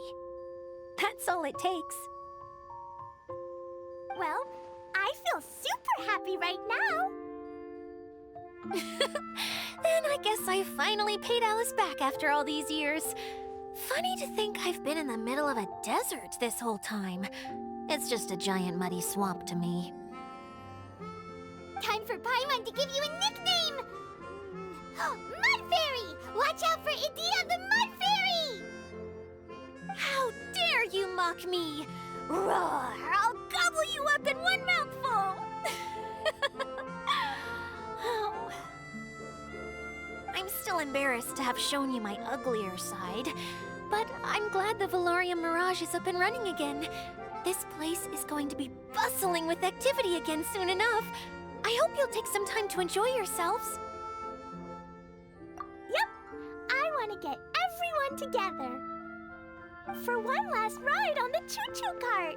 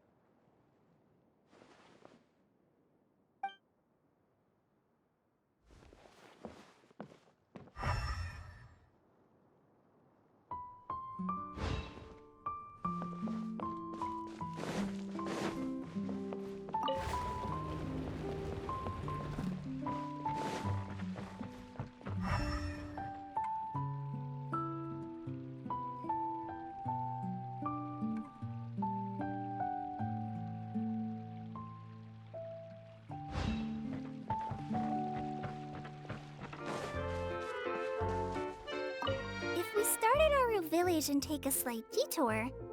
We'll be able to see Caravan Rebot and Paradiso Segreto on the way to Samiro City. Ah, very good. Oh, planning to do any souvenir shopping along the way? You can just focus on buying the gifts. I'll carry the bags. Don't worry about the weight. I can handle it. As long as it's nothing too gigantic, I'll fit it in the bag. Calm down. How many people do you think we'll be buying for? Mom, Albedo, Master Jean, Razor, ooh, and Diona, and Mona, and Fischl? What's that look for? Nothing. So, Klee, what are you planning to buy for everyone? Sensetia-flavored candies and big fungi caps and loads and loads of storybooks for everyone. But I haven't decided what to get for Mom yet. There's no rush. Let's see what they've got. And if you're still unsure, we can help you decide. Yay! Thanks, you two.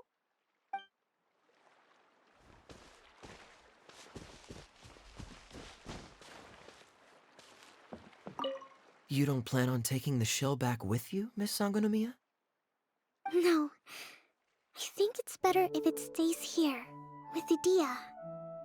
Watatsumi Island has something new to treasure now. And slowly but surely, people are seeing progress in pursuing their aspirations. It'll be of more use here, where it can protect this puddle domain and the dreams of all who journey through here.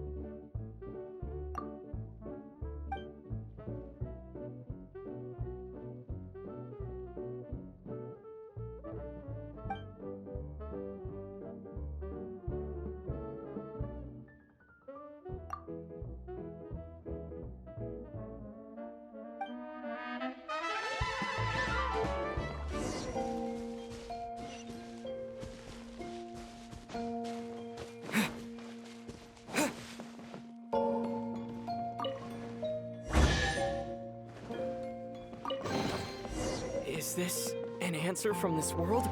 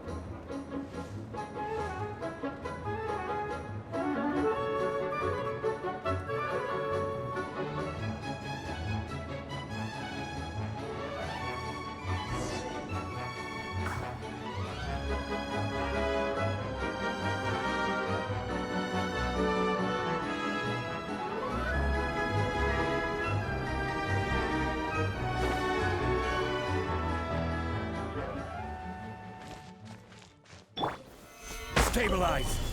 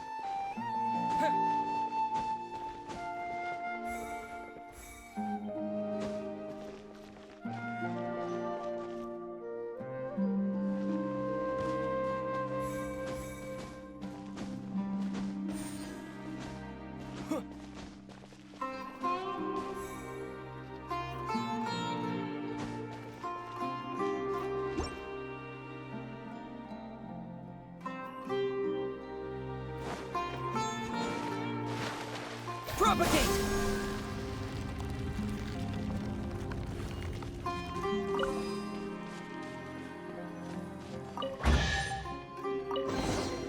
I'll keep this close.